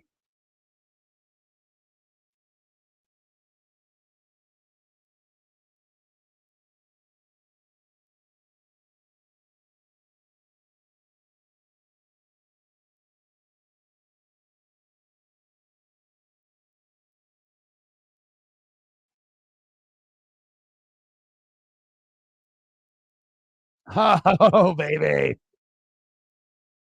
Hope you love those. Now, let me get a couple of Pete's from USC on here for you too. Make some room. Hope you enjoyed those. I did. Some of these I haven't even ever seen before. So we went down the rabbit hole. You know, you're gonna take care of me, I'll take care of you. Appreciate you.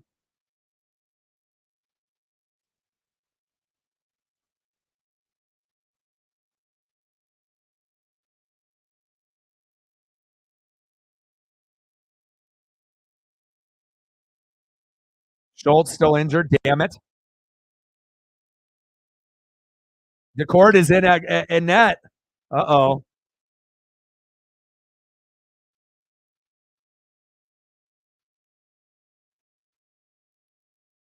Appreciate you. Oh, baby. Let's go. Jared McCann, baby. I had a feeling that something good was going to happen right there, too. Let's go. Yeah, yeah, yeah. Let's go, Jared. Fuck yeah. Let's go. Good vibes in the air.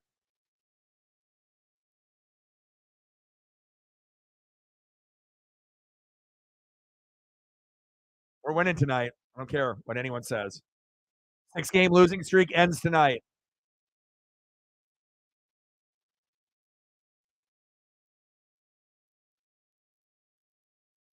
Crowd is into it. Thank God. Oh, holy cow. Almost another one. Woo! Let's go, Jared.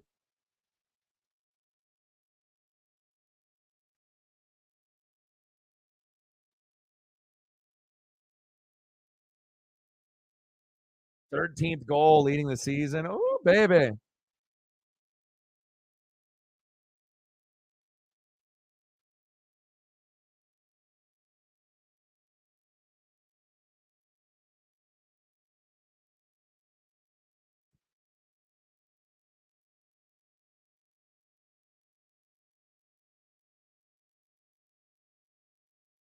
Up, Jared.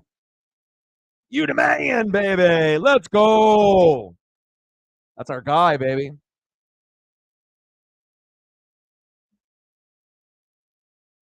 Fuck yeah.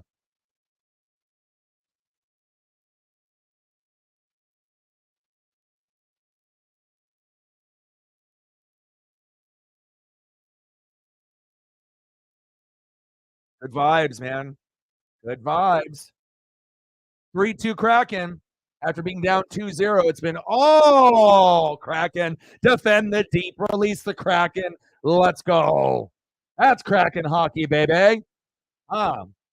We've gone through too much heartache this season for us to just roll over and die. Okay? Let's go. That's what I'm talking about.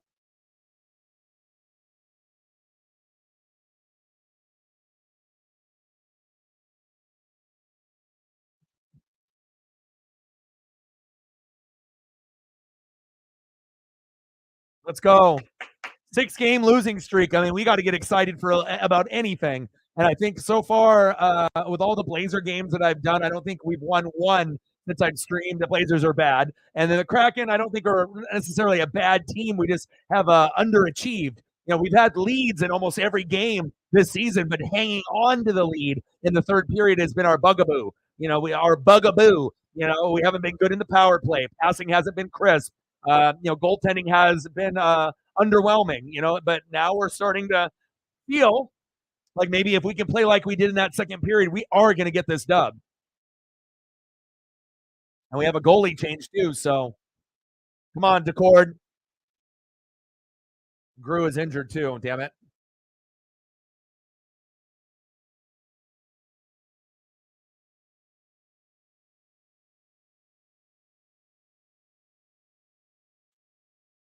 Let's go, baby. We need you, Joey.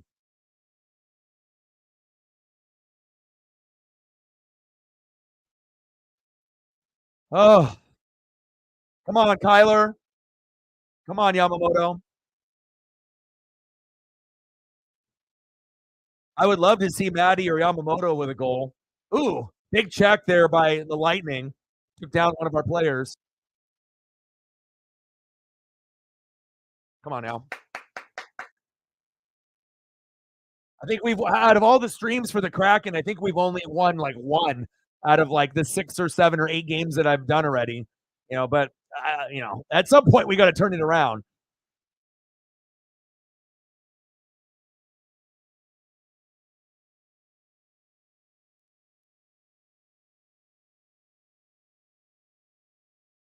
Wenberg! Oh, this aggressive Kraken is what I'm talking about. I mean, a 6-game losing streak. We played very flat. We only had 4 shots on goal in the first period. Played like shit.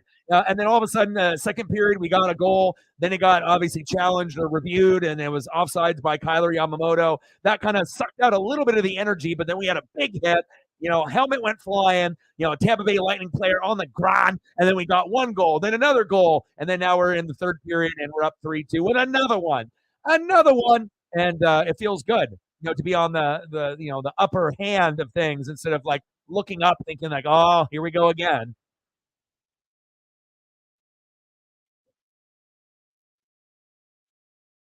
All right, I'll get you some of that once we go to like a commercial break. I got you, Matt. Did you end up watching that highlight package of Gabriel that I sent you? Anytime I end up seeing anything duck related, I'll send it to you. And it's a good way for us to communicate, outside of the stream. And there's about 10 people that I communicate with on a pretty regular basis outside of the streams, sports or wrestling related material. Uh-oh. Penalty on the Kraken. Fuck! Let me see. What did they say? It was hooking? What was it? What's the penalty?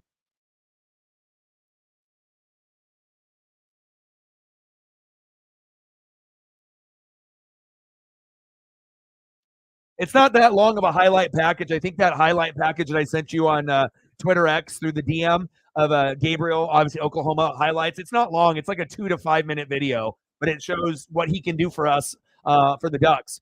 So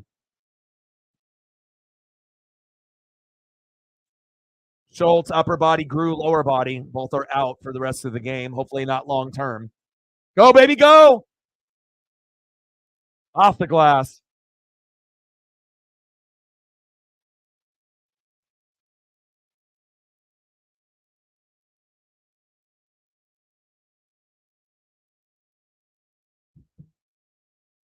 I was going to say the only thing that I thought it could have been was hooking based off, what I saw, but some of those are very like tic tac, tit for tat, just could go either way. Just like in the NFL when we get holding calls. I mean, there's holding on every play. It just depends on when the referees want to call it.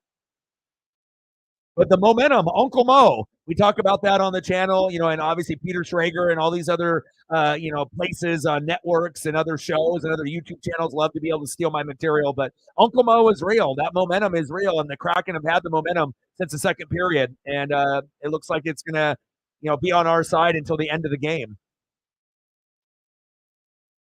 Yeah, very marginal. That's what I was about to say. I was like, that could have definitely not been called, but again, it is what it is. Oh, look at the shots on goal, though. We caught up. It was 12-4. I believe after the first period, 12-14-4, and now it's 25-21, and we've gotten 3 goals. So bang, bang, bang. We're actually shooting with purpose. We're passing better. We're more aggressive, and when we play angry and aggressive, we play much, much better. When we're playing passive, that's when we get our ass kicked. Belma, good to see him. Well, I mean, because he knows, I mean, this opportunity for us to get a win after on a 6-game losing streak, no one's going to care about this more than you and me, obviously, unless we get other diehard Kraken fans that eventually join the party and hang out with us every time we do Kraken games. But again, it takes a little time to be able to build a Kraken fan base, just like when I did with the Mariners, but I'll continue to do it every day until I die. So it's not like I'm going to stop doing Kraken and Mariners. I'm going to do as many as I can possible. And even though I've been a longer Blazer fan than Kraken, I would rather do Kraken games than Blazer games because even if the Blazers were first place in the West, I still would rather do Kraken than the Blazers. This NBA action is just not what it used to be.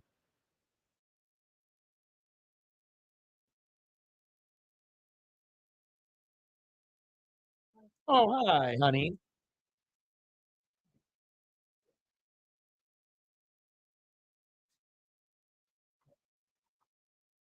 Oh.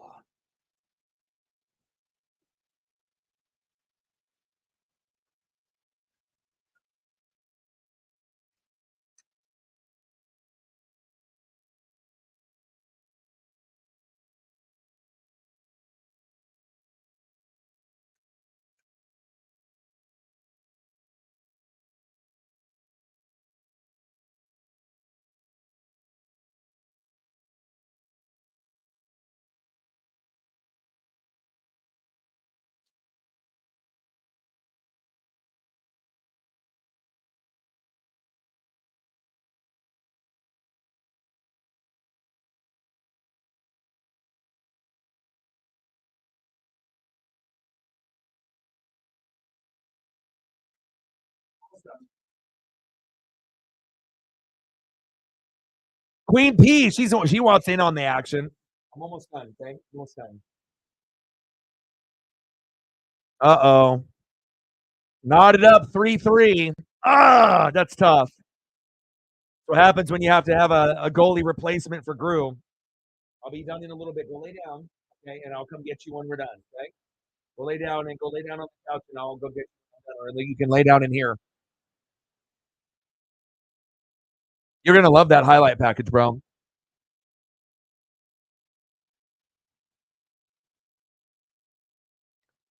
She said, "Hey, Dad, what's the score? 3-3." That's rough.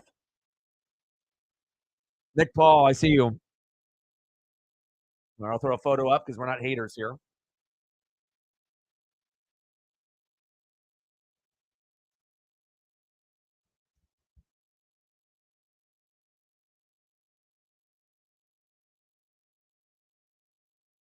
Big goal for Tampa if they had any chance to come back.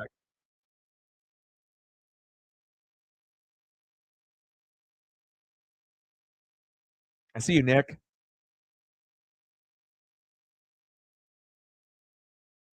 All right, Nick Paul with a goal here to knot it up at 3. No more, Nick. All right, no more. You had your goal. No more. That's it. That's all you get.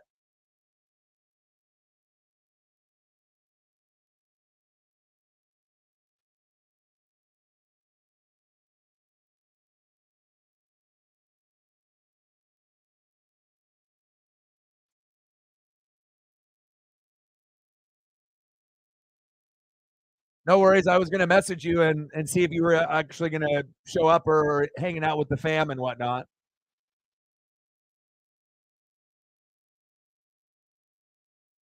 Yeah, but we had some definitely underwhelming streams of 0, 1, and 5, and we're starting to kind of get back on track. You know, um, with Cyberpunk and Reflect yesterday, we hit 120 yesterday, which is good because I got so many bills and shit need to, I can't survive off 0 and 1 and 5, and so we hit 120 and then we're at 101 today. So that feels good to actually hit the goal 2 days in a row. So Cyberpunk with a 50, Megan with 50 or 60 just by herself. So thank you so much. And then Padilla with $1 as well. So it feels good to, be able to get to a point where you feel appreciated and feel loved instead of feeling underappreciated and unloved, especially when you have 3 or 4 streams in a row where, you're wondering, what's going on, so it feels good to get back on track.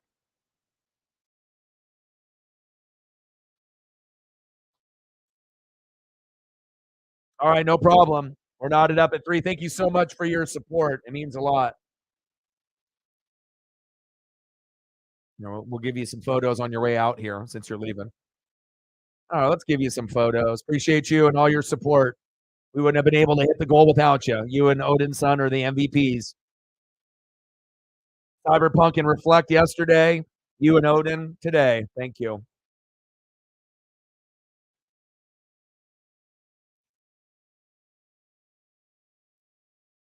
Appreciate you.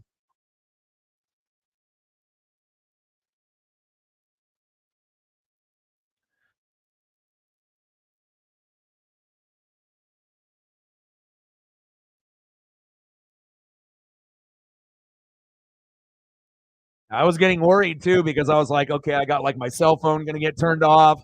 The internet needs to be paid.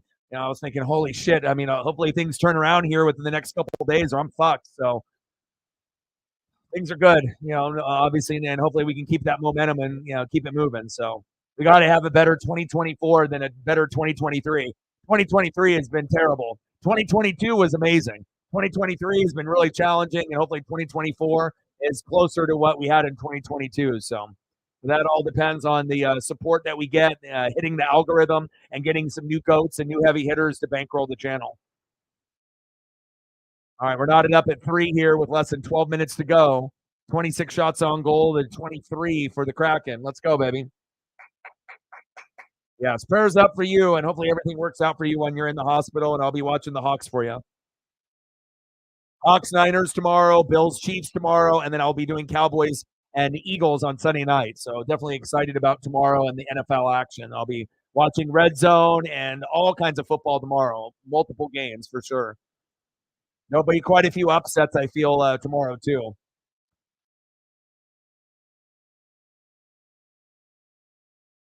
All right. Paisley decided to say hello and get some snuggles, and I'll be able to take her for another long walk. It's nice to be able to see this neighborhood that I live in. I walk, miles and miles and miles, 5, 6 miles a day or longer, and I love to be able to see the Christmas spirit. And there's a lot of people in the general area within a 5 mile radius that go big on Christmas with the Christmas lights, and that's always a cool feeling to be able to go walk with Paisley with no one else out there besides me and her, and just to be able to soak in the Christmas spirit and see who's got the best Christmas decorations in the neighborhood. So good for the mental health. It gets cold, but it's fun.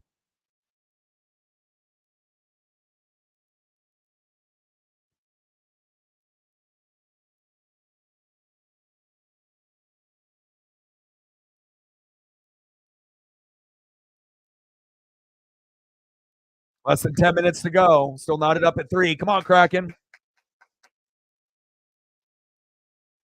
Now, I told you that highlight tape was good. I fucking watched it and I was like, ooh, Matt's gonna like this. Because you're like me, you like to watch film, break down routes, and like that's why I feel that, if you want to do stats and analytics and film, I mean, there's not going to be very many channels that are going to be able to match up with us here. I mean, not very many people are dedicated to their craft and the love of watching film and reading. And, those are the two things I like to do more than anything else, besides spending time with Paisley and you guys, is reading and watching film. So, yes, he can extend plays. And lefties are fucking cool, man. Let's throw up a little Dylan Gabriel up here for anyone that doesn't know.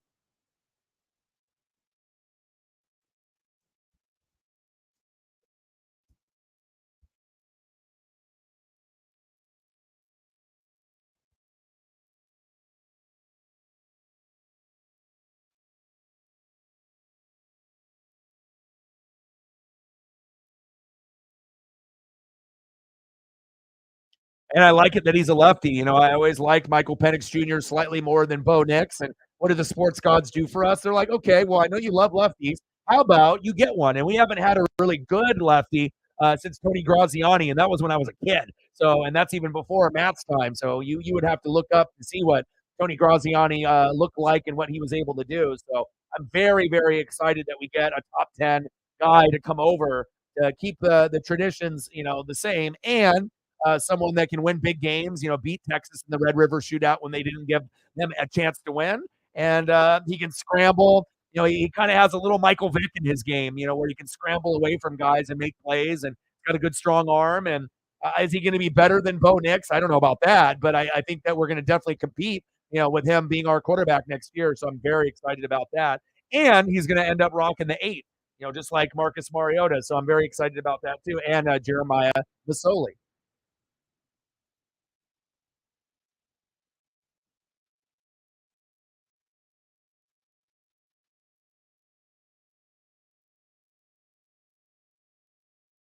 Let's go, baby. Excited about that.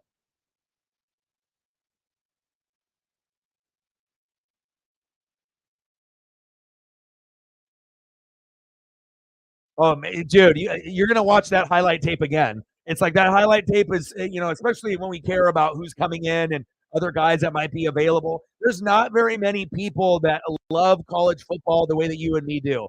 There's other people that will watch it, but they don't go deeper into the stats or the analytics or the film like us. And so you can appreciate those things that I appreciate as well. So it's always good that you can have at least one person that we can share that information back and forth, and we're on the same page. It's like I feel if you share it with other people on the channel, they don't really understand it. The way that you also have to have played to understand too. It's like one thing to play Madden or college football, but if you've actually played on any level, whether it be Pop Warner, junior high, high school, college, and obviously nobody on the NFL, but like you have a different understanding, especially when you've played and if understand things. And then if you play the video games and if you have people that understand it, then you can take that knowledge to another level. So that's why I told you, I think, joining Twitter X would be a good move for you. So that way we can communicate and then you can, kind of, write about your knowledge and, certain things. Because a lot of times on Twitter X and like Instagram, it's like pretty much you're talking to yourself, and then sometimes people will respond to you, based off your thoughts or your pictures or your film or the highlight package or your just personal, thought that you have. So we might get Dante Moore from UCLA on top of that too. I was really wanting Cam Ward, but I assume supposedly Ohio State was in the running, but then I've seen a few other outlets, saying that he actually might go to one of the Pac-12 schools instead. So, and then Ohio State, he wasn't, maybe that isn't an option, but we'll have to really wait and see. So, I think Ohio State fans want him as an option, but it might be more realistic of him, following into a former Pac-12 team. Like him going to USC would be good for them, not for us going against them, but that would be good for them, But they need more defense, but still.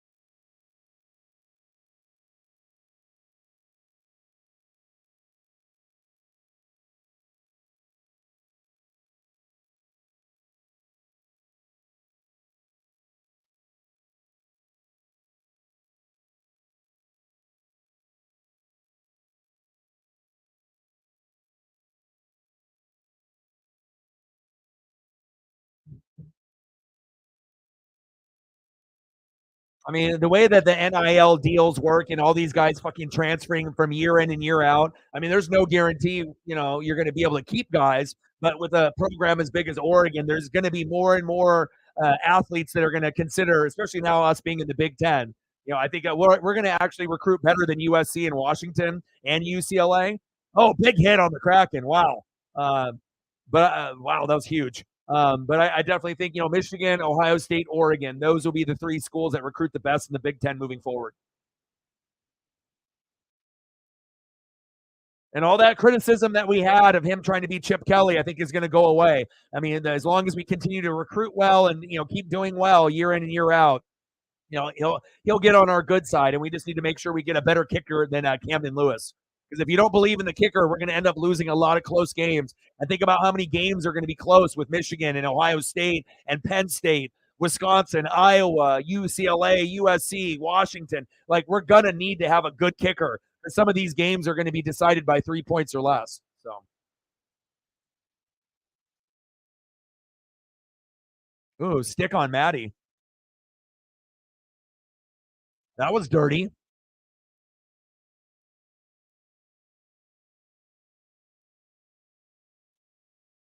Glad you're having some time, some good time with the family. It's always tough when the circumstances of someone passing to bring people together, but sometimes that happens.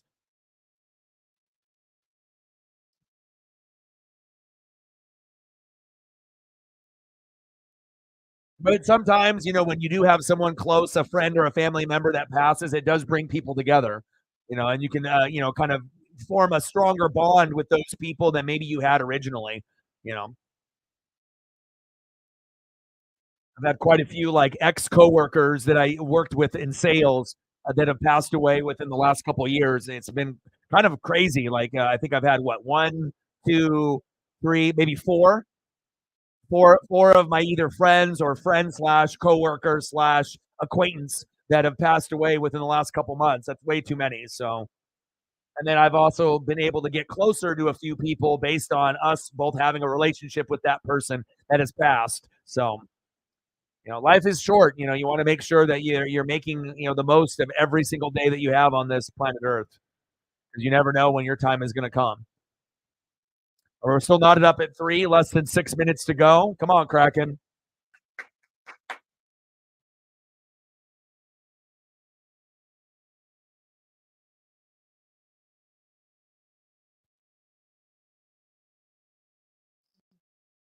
Yeah, we're going to get more SEC talent, and we might even be able to steal some players away from Michigan and Ohio State in the near future too. Like I said, especially if they're going to be going to a roster like Michigan and Ohio State, and they say, "Well, you're going to be on the roster and you're an All-American, but you're going to be a backup." And then they say, "Well, fuck that. I'm going to be a starter on Oregon. I'm going to just transfer. I'm going to leave." And we're going to be able to scoop up some great players that would normally be backups on Georgia or Alabama because they have such good depth, or Michigan or Ohio State, and then they can immediately start or compete for the starting job immediately with Oregon or Washington or USC or UCLA. And I like the direction of where we're going. I don't like us playing fucking Liberty, but again, to go from maybe we can win the championship and make the natty to fucking playing Liberty is a fucking gut punch, a kick in the nutsack. But it is what it is. We have to just, we have to accept that that's what happened, and we just have to understand we have to be better. We have to play 4-quarter football, and we have to recruit, and hopefully, we can continue to recruit on a very, very high level, and then eventually have better players so that we don't end up losing by 3 to a rival team like Washington twice. But I still love Michael Penix Jr. I'll be rooting for him in the NFL. I'll be rooting for Bo Nix. I'll be rooting for a lot of these guys. Just wide right there for the Kraken.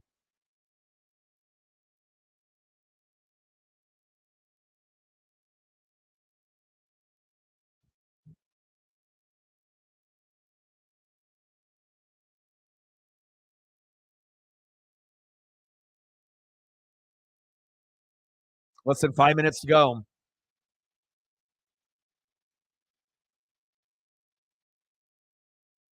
And then tomorrow we'll be doing the Cowboys and Eagles Sunday Night Football, and I will try to pump out at least a couple of reaction videos if I'm able to, unless the action is so crazy.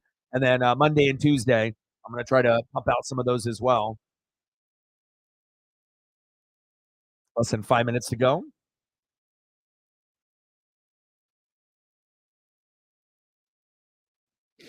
And then if you've been sleeping all day or just not really aware of the news, just a few headlines today. The two biggest things that have happened in sports. Number one, Shohei Ohtani, 10 years, 700 milli. Wow, 70 million a year. My dad's happy. He's been a fan since the 1950s. So lots of Dodger streams to be coming in the future with my Mariners. Congratulations, the Los Angeles Dodgers. And then the other piece of news, the Heisman winner, was it Bo Nix? Was it Maserati Marv? Was it Michael Penix Jr.? Nah. It was Jaden Daniels. So congratulations to Jaden. And I think it'll be something that he'll be able to carry that load. And it won't affect his career as much as it would if it Bo Nix or Michael Penix Jr. So shout out to Jaden Daniels for winning the Heisman. He got first place, obviously Heisman winner. Second place in voting was Michael Penix Jr. Third, Bo Nix. And Maserati Marvin Harrison Jr. was fourth. That's about it. That was and then the Lakers ended up winning the NBA in-season tournament over the Pacers, which I don't know if anyone really gives a shit about, but there's that.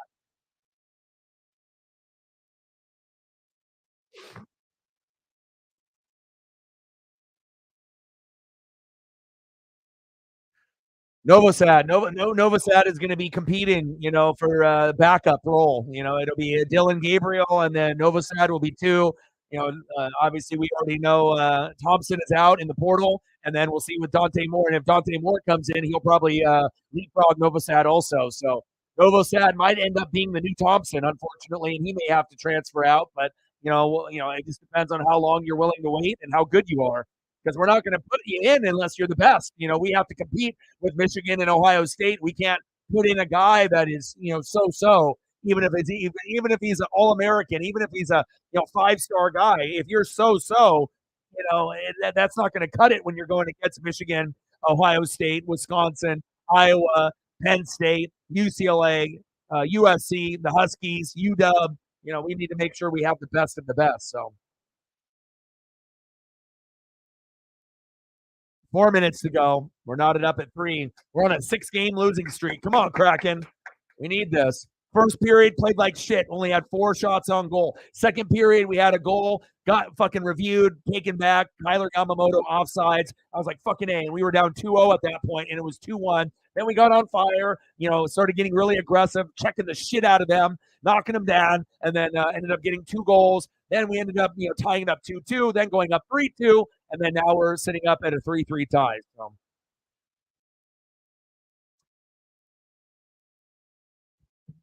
But I always knew that Thompson wasn't going to ever make it on the field for us. He just wasn't good enough. Because if he was good enough, then he, when we had him come in for Bo Nix when he got hurt last year when we played the Huskies, you wouldn't have thrown the ball. You would have thrown the ball at least 2 or 3 times. At the end of the game instead of running it 4 straight times and losing. So that showed you that they had zero confidence in him. He didn't have confidence in himself. And you can still be a 5-star guy, but you're just not going to be able to do it with us.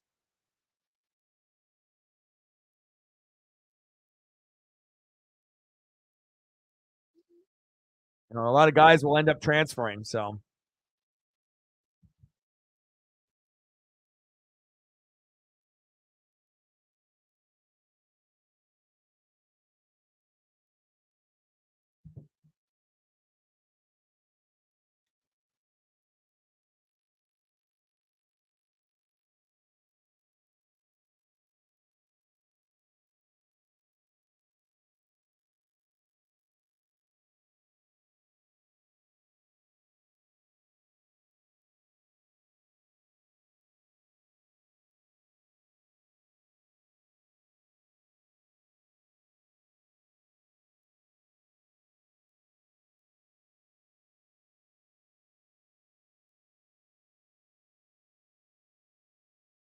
all right, less than 3 minutes to go. Come on, Kraken. 6-game losing streak.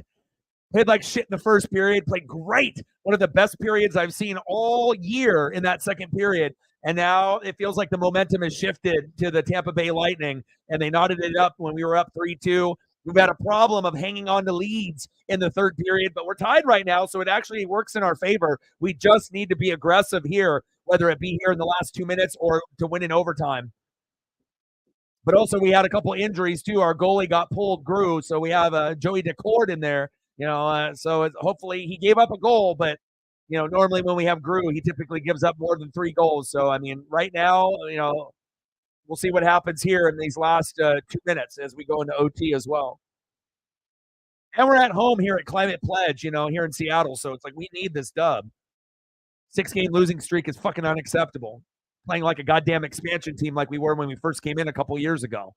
Expansion team, made the playoffs, beat the Colorado Avalanche in 7 games, lost to the Dallas Stars. And then I feel like in this, third season of the existence of the Kraken, we've kind of regressed and went back to our expansion year. We need to play better. Come on, baby. Come on, Tolvanen. There we go. Get aggressive. Throw a punch if needed.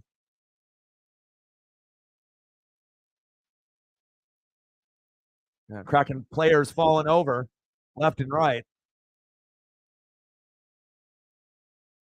Minute to go. This one might be overtime. When it has an overtime, and we haven't been good in overtime either. It's been fucking rough. But I still have more fun watching the Kraken than I do with the Blazers or the NBA. Like, I just wish the NBA was better as a product, but going from watching the best ever, top 50 athletes in the 80s and 90s to the product that we have now. I mean, it's like you got a couple guys, you got the Joker, you got Giannis, you got Embiid, you got Luka, but there's just not enough, man. There's too much, too much crappy games, too much traveling, too much, petty bullshit, too much flopping, too many centers shooting threes, no defense. It's just not a good product. It's the worst league out of the four. I mean, MLB, NHL, and the NFL are 1,000 times better. Hell, even college football is 1,000 times better. Like, NBA is so low on the pecking order. I mean, the only thing the NBA is better than is maybe college basketball, but not when it's March Madness. Oh, power play. Let's go, Kraken. Defend the deep, motherfuckers. Tripping.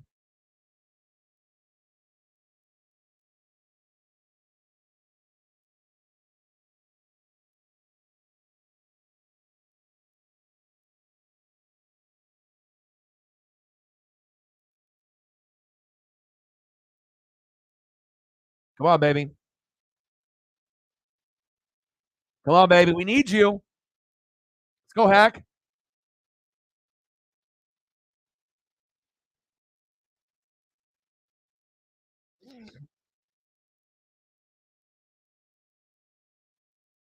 Going to OT, which I figured we would.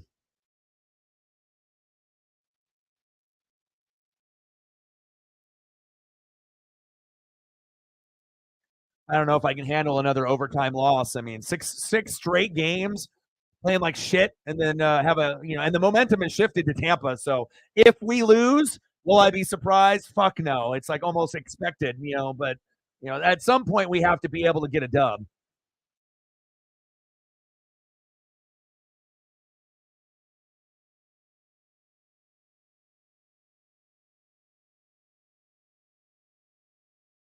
And I'm trying to, keep my status in first place in fantasy in the league. I'm trying to go 12-2, and typically I go, 13-1 or 12-2, but it doesn't mean that I'm going to win the championship every year. But I don't feel that there's very many people that are on my level. I feel I'm one of the best in the world at what I do, and I feel I'm one of the best in the world at fantasy too. And hopefully I can end up having the championship here this season. But I need a little bit more consistency out of Patrick Mahomes. But thank God I got Joshua Dobbs and Sam Howell. Otherwise, I would. And even with Dobbs, it's like I don't know what we're going to get. At least Jay Jetta is coming back, but I don't even have Jetta starting for me. That's how deep I am. I'm going to go Mike Evans, Amon-Ra St. Brown, and Keenan Allen. I'm going to kind of do a wait and see approach with Jetta. And if he ends up getting 20 to 30 points, good for him. But I got Dobbs and Jetta on the bench because I have to evaluate for one game. And I would, if I was going to start someone, it would be Jetta instead of Dobbs. But again, I have the best wide receiving core in the league. So I'm 4 deep. I got 4 of the top 10 guys in the NFL. So I just need to see, with my own eyes if Jetta is going to be able to do it or not. All right, we're going to OT. OT, OT. Let's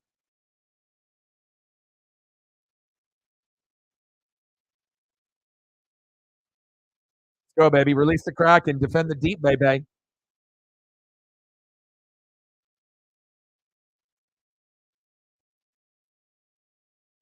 Overtime. I don't know how I feel about this. Muckle shoot casino. Go there, lose all your money.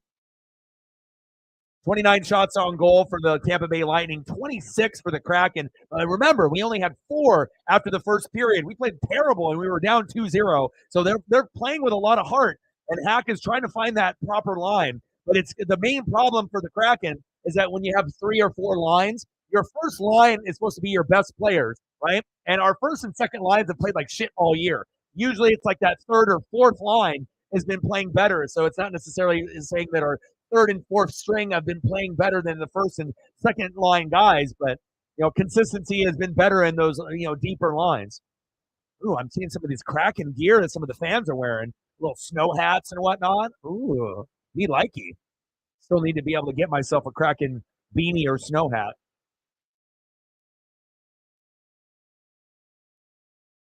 And Decord is not wearing his new helmet, but I still like that helmet that he's got. But the newer one has got baseball cards on it. Ken Griffey Jr., Edgar Martinez, Ichiro on one side, and then like Julio Rodriguez and a few others on the other side. It was very cool. I haven't seen any hockey player rock, baseball rookie cards of players that play on the Mariners since they're, obviously affiliated with Seattle sports. But it was very cool. I can't wait for him to wear it. All right, we're in overtime, baby. Let's go. Please, sports gods. Come on now. All right, we're in a 5-minute overtime period. Let's go. Seattle power play, too. Come on, Maddie. Overtime record 1-5 for the Tampa Bay Lightning. I don't know. What are we, 2-3? We're not very good. Bjorkstrand. McCann. Bjorkstrand. Jamie. Come on, McCann.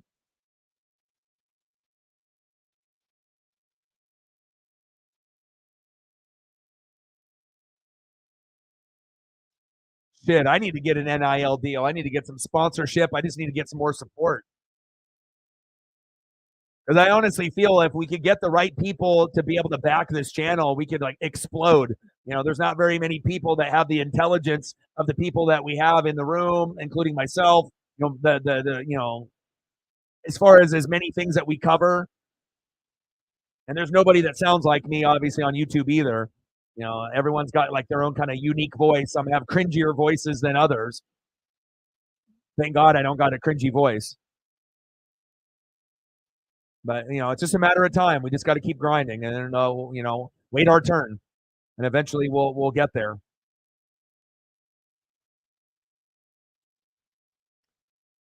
Only 10 seconds left with the power play. Damn it, we weren't able to convert there.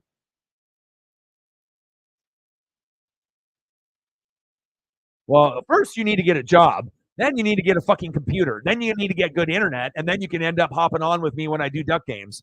So I mean, if that's not a goal or an incentive, you know, so that's what you need to do. I mean, if you want to be able to talk football and get yourself out there, because I'll let you hop on with me. But again, you need to be able to get a computer, get the faster internet, with a Hawaiian broadband, whatever the bullshit is, that I looked up. You need to, get yourself, get your ducks in a row, so to speak.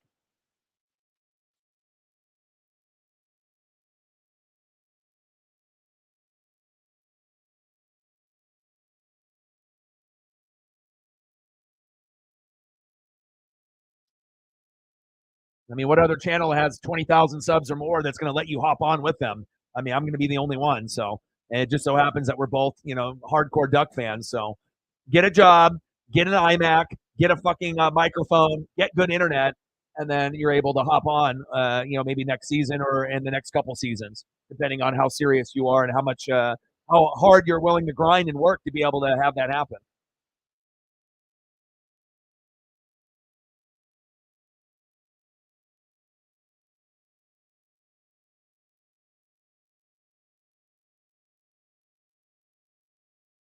And the Tampa Bay Lightning win 4-3. Fuck.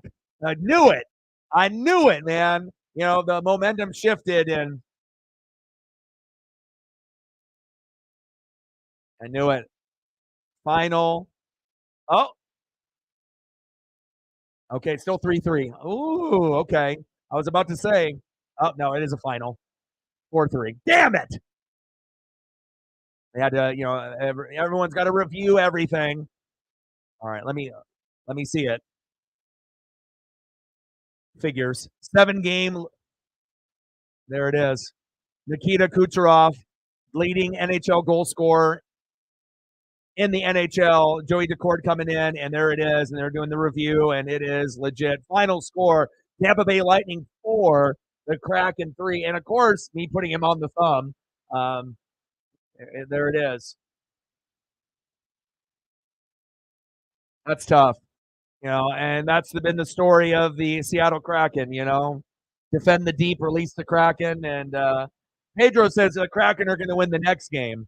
Well, we're already on a 7-game losing streak. That's wishful thinking, but I don't know when the hell we're going to win a game because now this is our 7th loss in a row.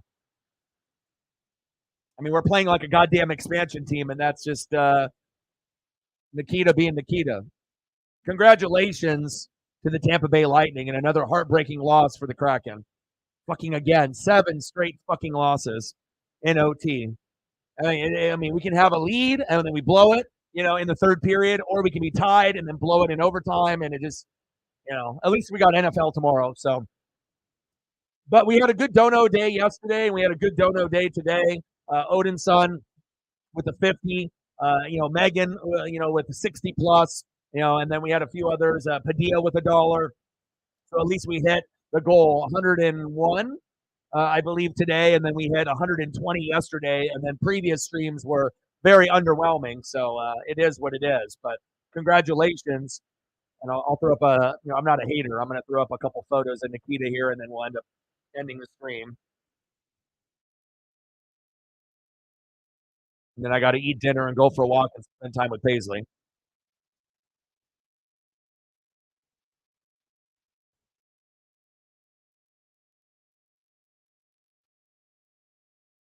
That's tough. GG, man. I was thinking, first period sucked, second period was awesome, and here we go again. The same story, different day, and another fucking loss.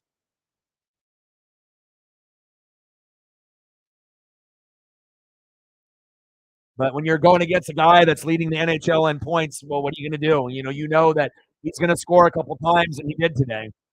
Once in regulation, and then obviously the game winner in OT. And not surprised one bit. Nice job, bro. GG. Not a hater. You are electric. You're the man.